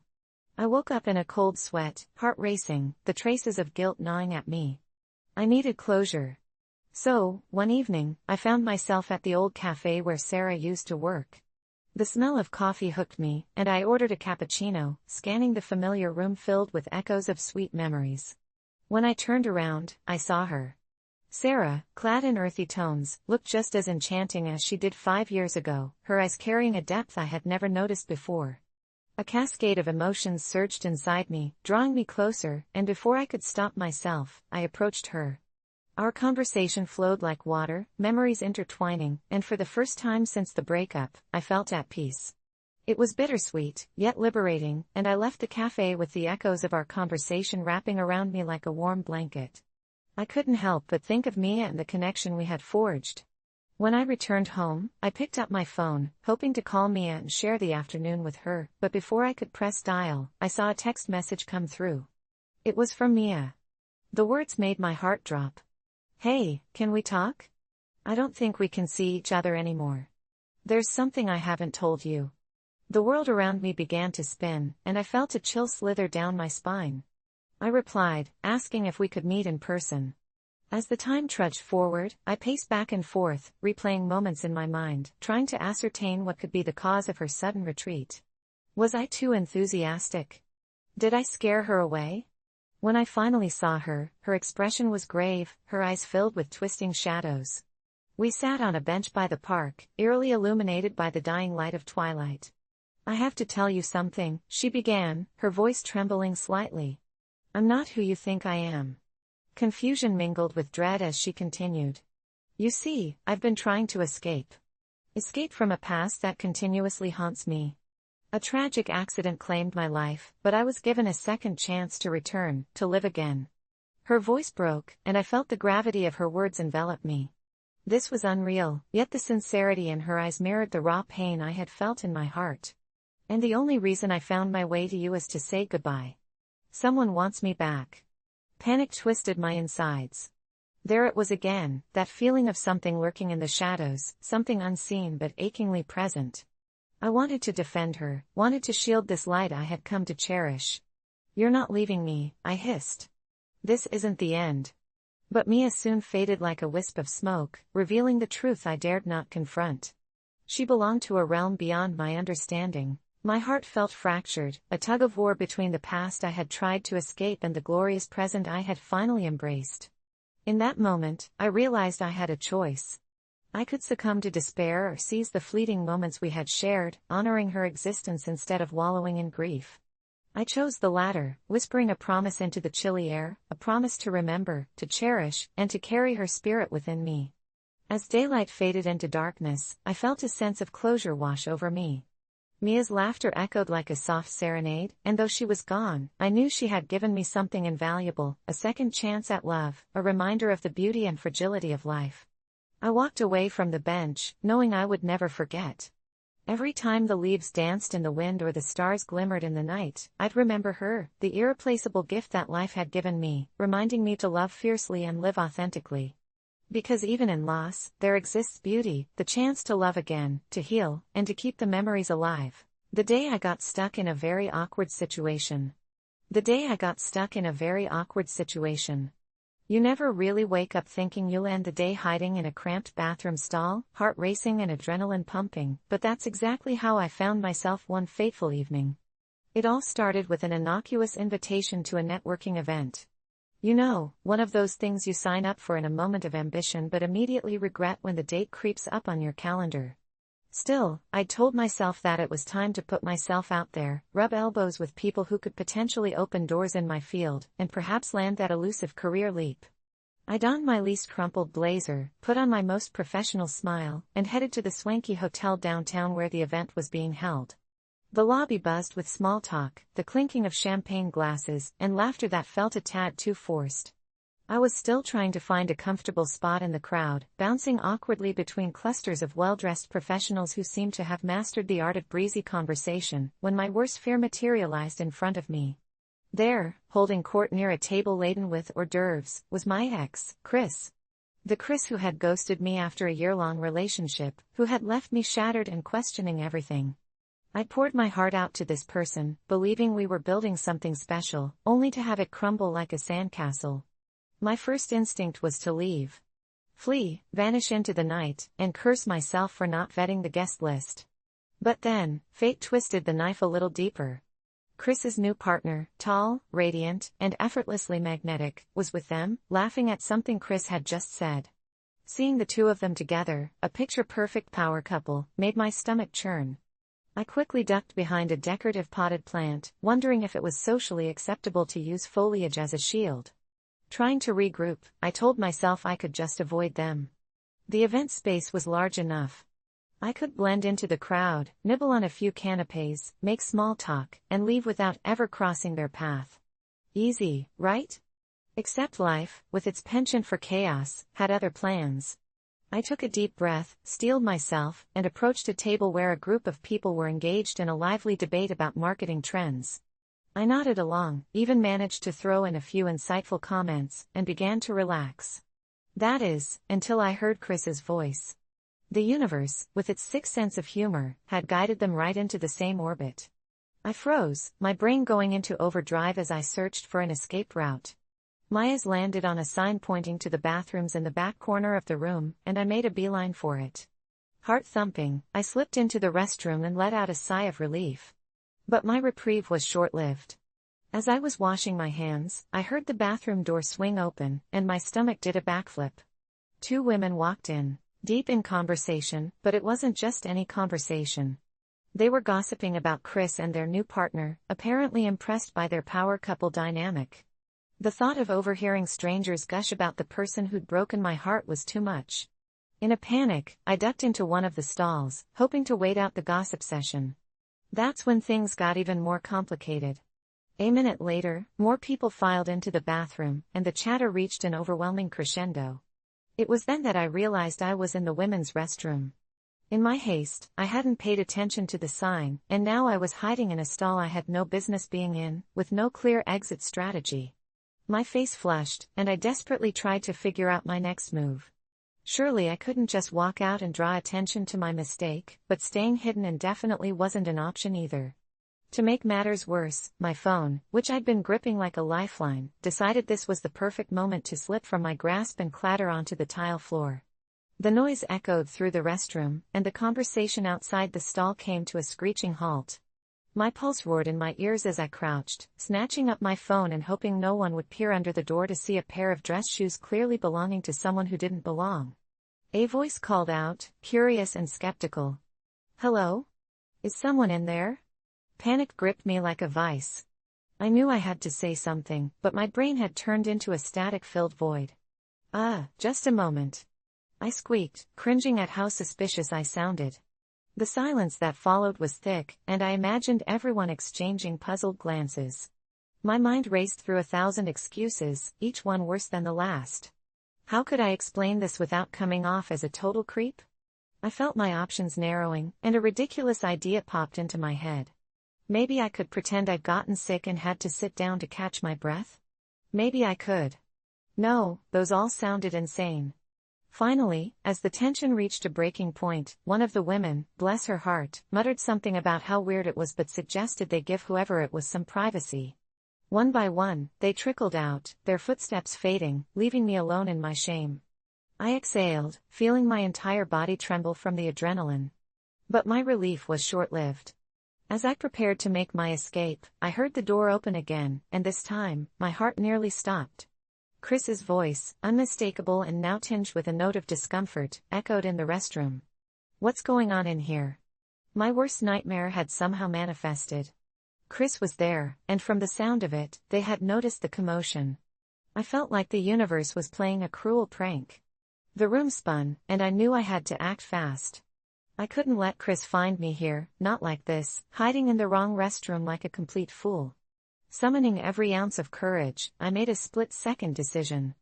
I cracked open the stall door just enough to peer out and confirm Chris was facing away, distracted by someone else who'd entered. With my heart in my throat, I pushed the door open wider, stepped out as quietly as I could, and bolted for the exit. I didn't even look back.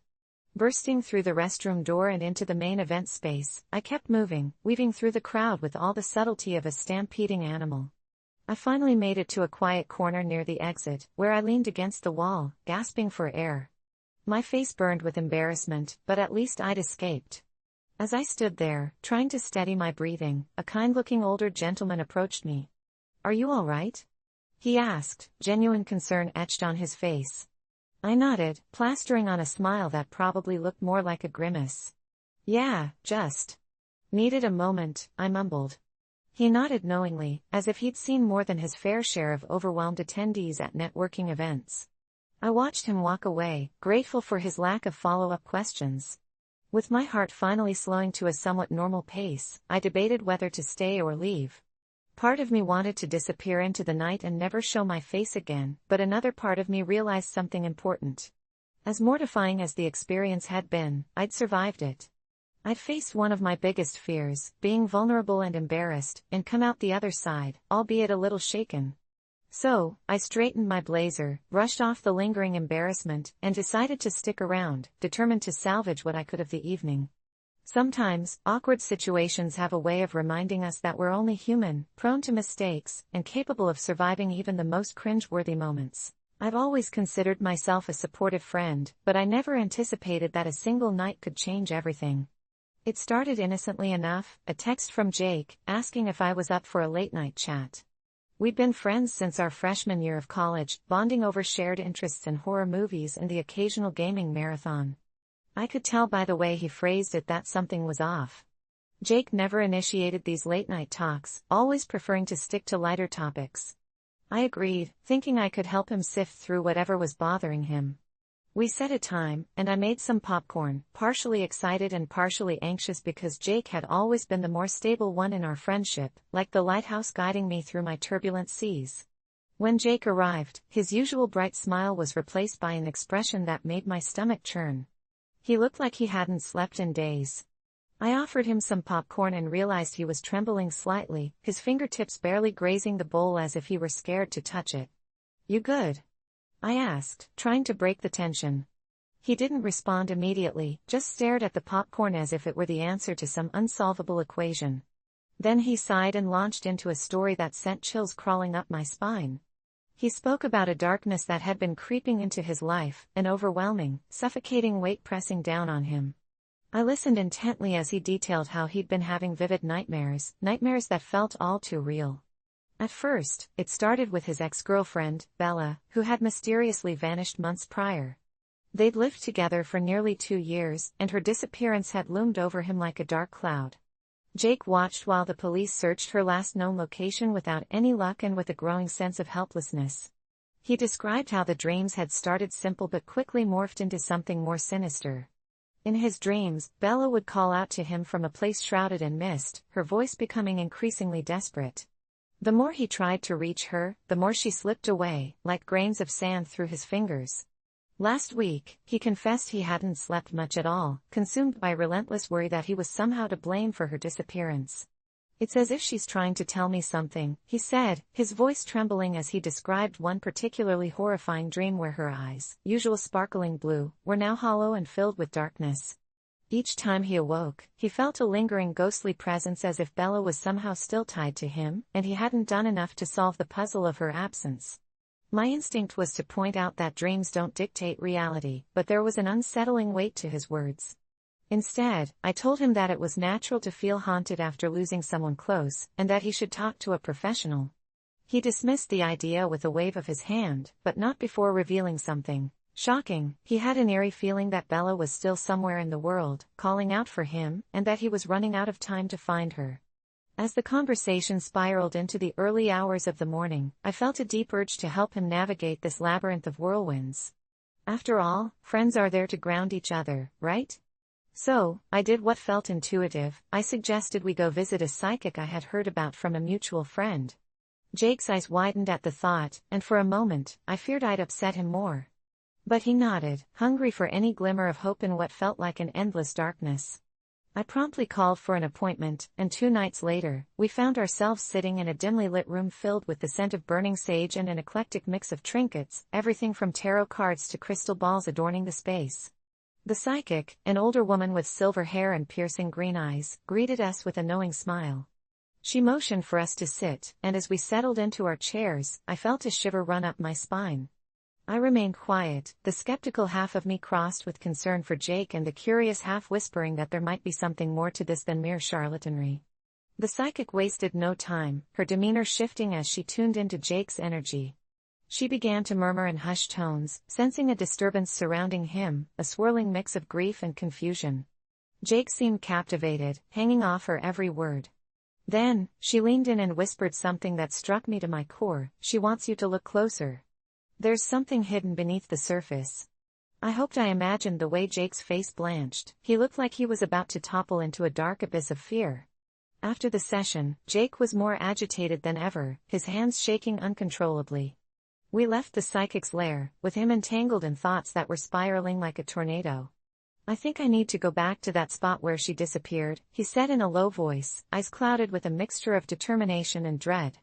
Before I could protest, he was already halfway to his car. I didn't want him going alone, but it felt crucial that I remain supportive. We drove to the abandoned location where they used to meet after work. It was late at night, the perfect backdrop for questions better left unasked. The landscape was eerily calm, moonlight spilling across vacant fields that felt otherworldly. With a mix of fear and resignation, I stepped out and followed Jake as we walked toward the last place he had seen her. The air grew thick with tension. I felt as if the world around us held its breath. When we reached the spot, Jake dropped to his knees. I stood there, frozen in place, watching him and sensing every muscle in my body tense. I had hoped that he'd find closure, but what followed shattered that hope. Jake started talking to the darkness as if it could hear him, pleading for answers that lingered just out of reach.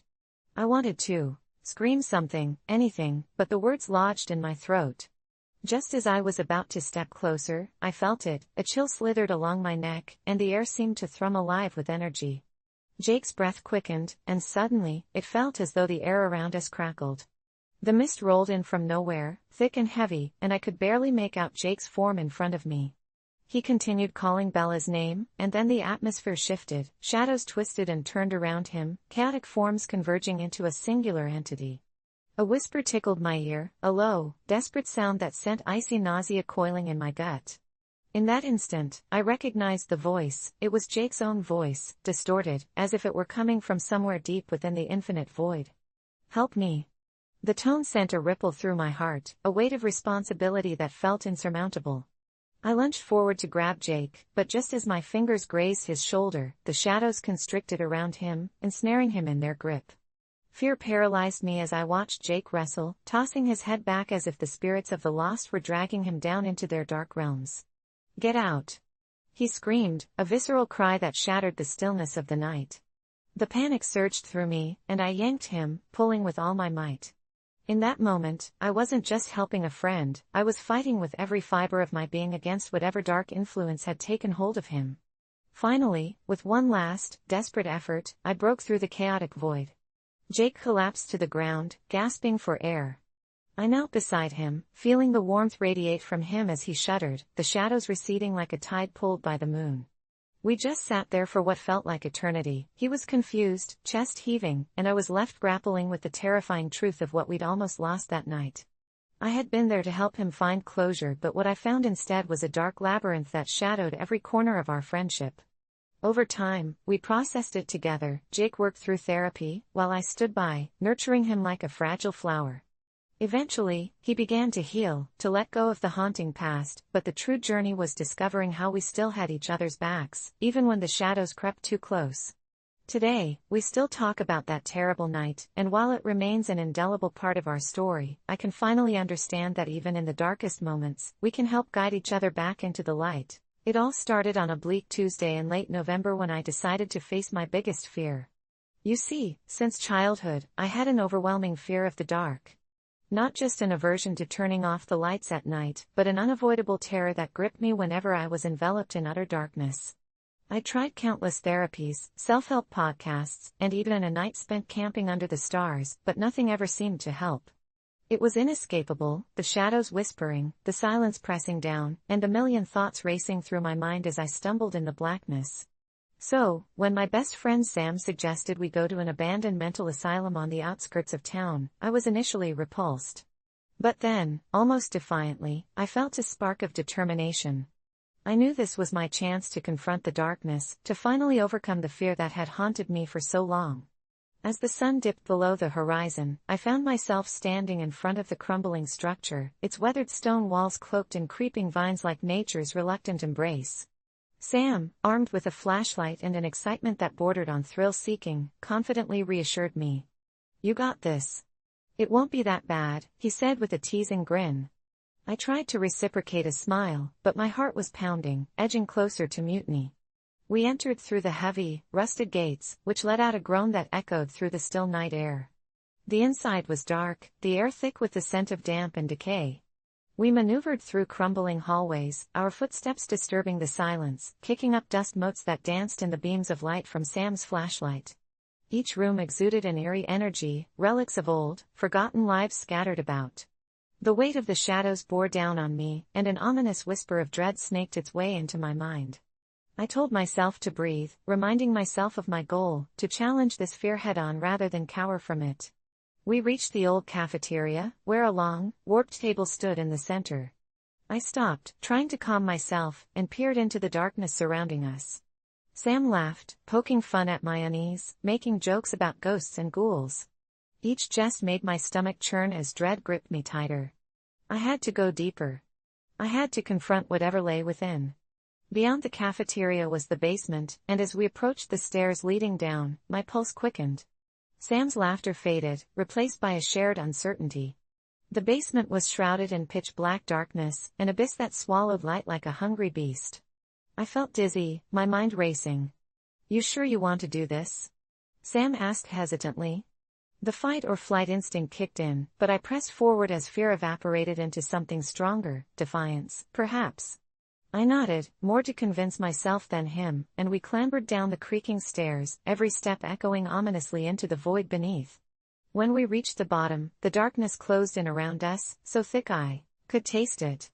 Sam switched off the flashlight, and suddenly, every sound, the faint drips of water, the creaking pipes, our heavy breaths, became amplified. My heart raced, pounding against my ribs like a desperate prisoner.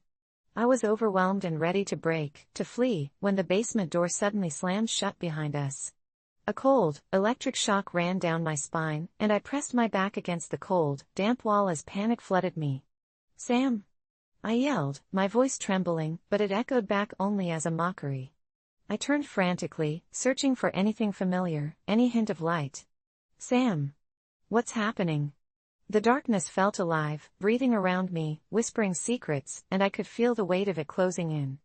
"I'm here." Sam's voice broke through the fear, shaky yet firm. "I'm trying to open the door." I turned back just as the lights flickered again into the dim stand of our phone screens. My heart sank. We were trapped. My mind raced with horror stories' climactic moments, telling myself it was all a mistake as I breathed so fast I almost hyperventilated. There was something fundamentally wrong about that door closing. A sudden chill slithered around me until I could feel the hairs on my neck prickle. I shut my eyes, battling the urge to scream, to cry, to escape the growing dread swirling like an ill-fated storm. It was at that moment in my darkest hour, with shadows weaving themselves around me, that real terror struck. I realized I was not alone. An icy presence brushed against me, a whisper in my ear that sounded like a chorus of sobs. My heart dropped into my stomach, and I gasped, pulling away, slamming into the wall. I opened my eyes quickly, searching for the source of the unwelcome chill. What the hell was that? I managed to stammer out, completely ignoring rational thought. I was shaking uncontrollably, fighting between denial and the gnawing fear wrapping around my heart. Sam couldn't see it, but I felt it, a series of movements in my periphery, shapes forming and reforming in the darkness. Stay close, he urged, trying to maintain his composure. But I could see the panic in his eyes, the uncertainty echoing my own. The world seemed to shrink, and the shadows whispered. But a different kind of resolve built within me. If I was going to face my fears, here was the moment. I steeled myself, breathing slowly, focusing on the energy flooding through the darkness instead of letting it control me. We need to find a way out, I said shakily but firmly. Let's keep going. Somehow, I felt braver, despite the swirling chaos around us. I moved forward into the abyss, trusting the echoes of our breaths to guide me. Shadows flickered, and for the first time, I felt they weren't malicious but instead hungered for acknowledgement. Each step I took ignited some old memory buried deep, the long nights I spent staring at the ceiling, the ghost stories told around campfires, the horror films that made me jump 1,000 times. The whispers in the darkness began to transform, becoming stories waiting to be told, scars hoping for healing. Hey! I called into the darkness, my voice ringing with newfound courage. I'm here. I see you. A shiver coursed through the air, a strange resonance that made the air crackle with energy. Sam stared at me, bewildered, but in his eyes, I could see a flicker of admiration. What are you doing? I don't know. But I'm tired of running. I want to hear these voices. The shadows grew lighter with each word, swirling like smoke, losing their ominous weight. I reached out, feeling for something, any thread tethering me to the lost echoes. And then it happened. The shadows began to retreat, the whispers turning into laughter, no longer haunting my dreams but filling them with warmth instead.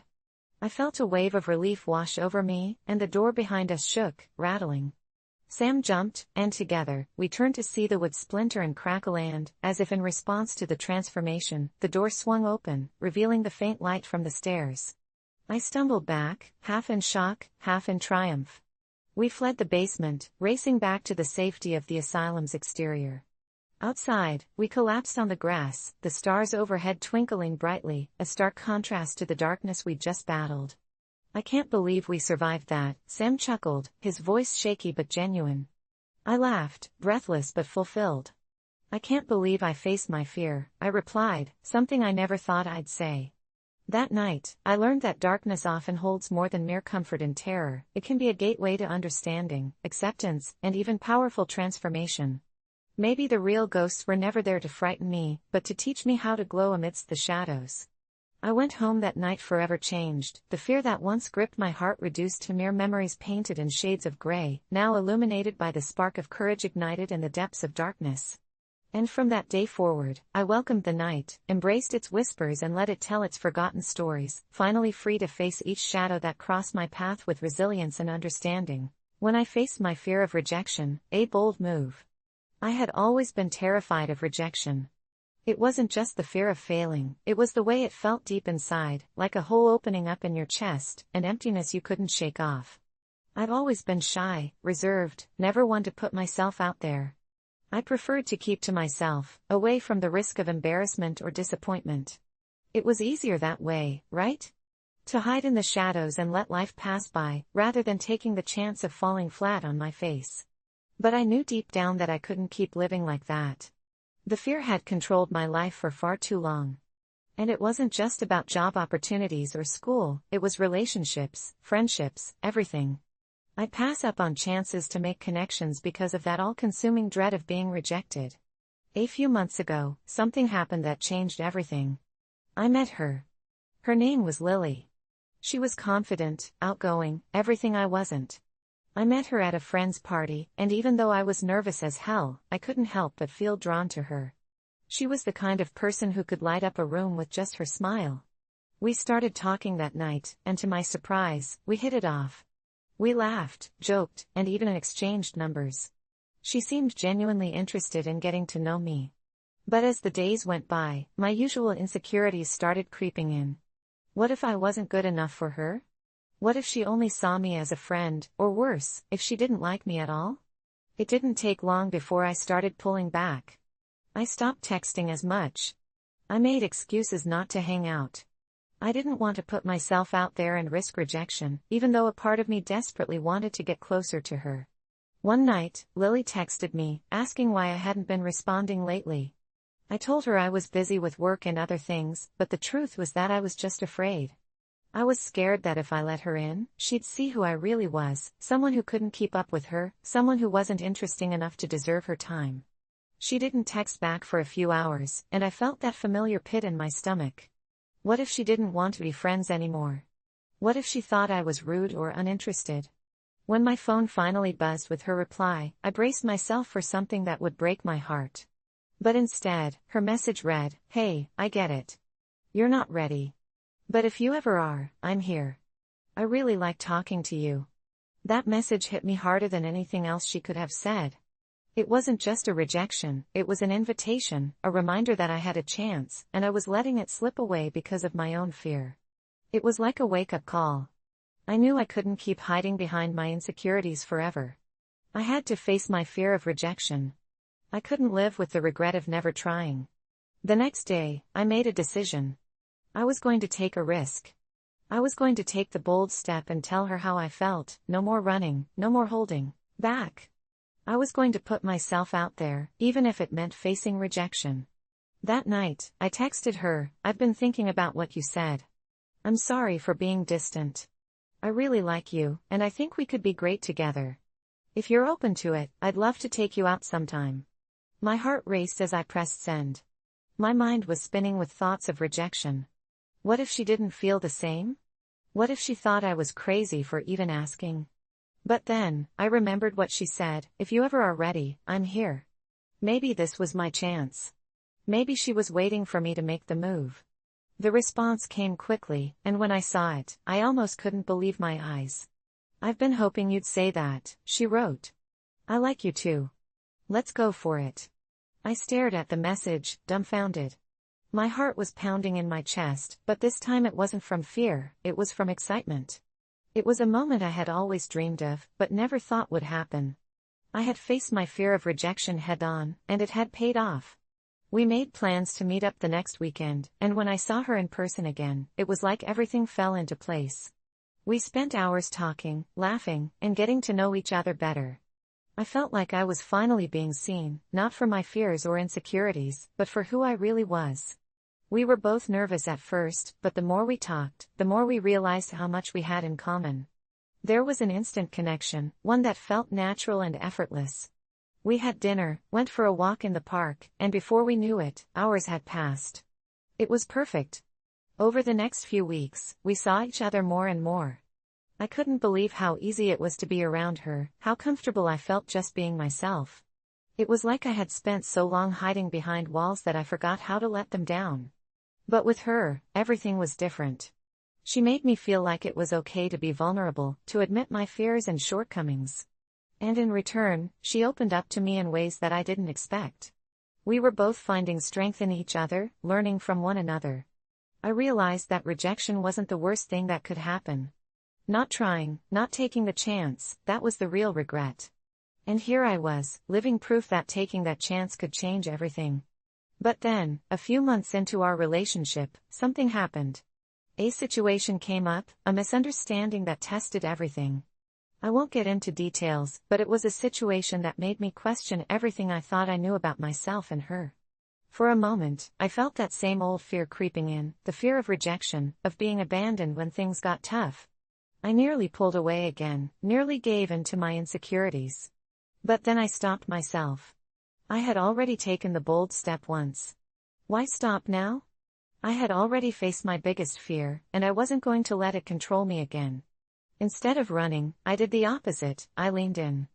I faced the problem head-on, talked through it, and together, we figured it out. It wasn't easy, but it was real. And in that moment, I realized how far I had come. I had faced my fear of rejection, not just once, but twice. And each time, I had grown stronger, more confident. I wasn't the person who hid anymore. I wasn't the person who feared the worst without even trying. I was someone who understood that rejection wasn't the end. It was just another step on the path. Looking back, I can't believe how much I've changed. I've learned that fear of rejection is a natural part of life, but it doesn't have to control you. The worst thing you can do is let it keep you from taking the chances that could change your life. If you're reading this and you're scared to put yourself out there, to take that bold move, do it. Take the chance, face your fear. It may be terrifying, but the reward on the other side is more than worth it.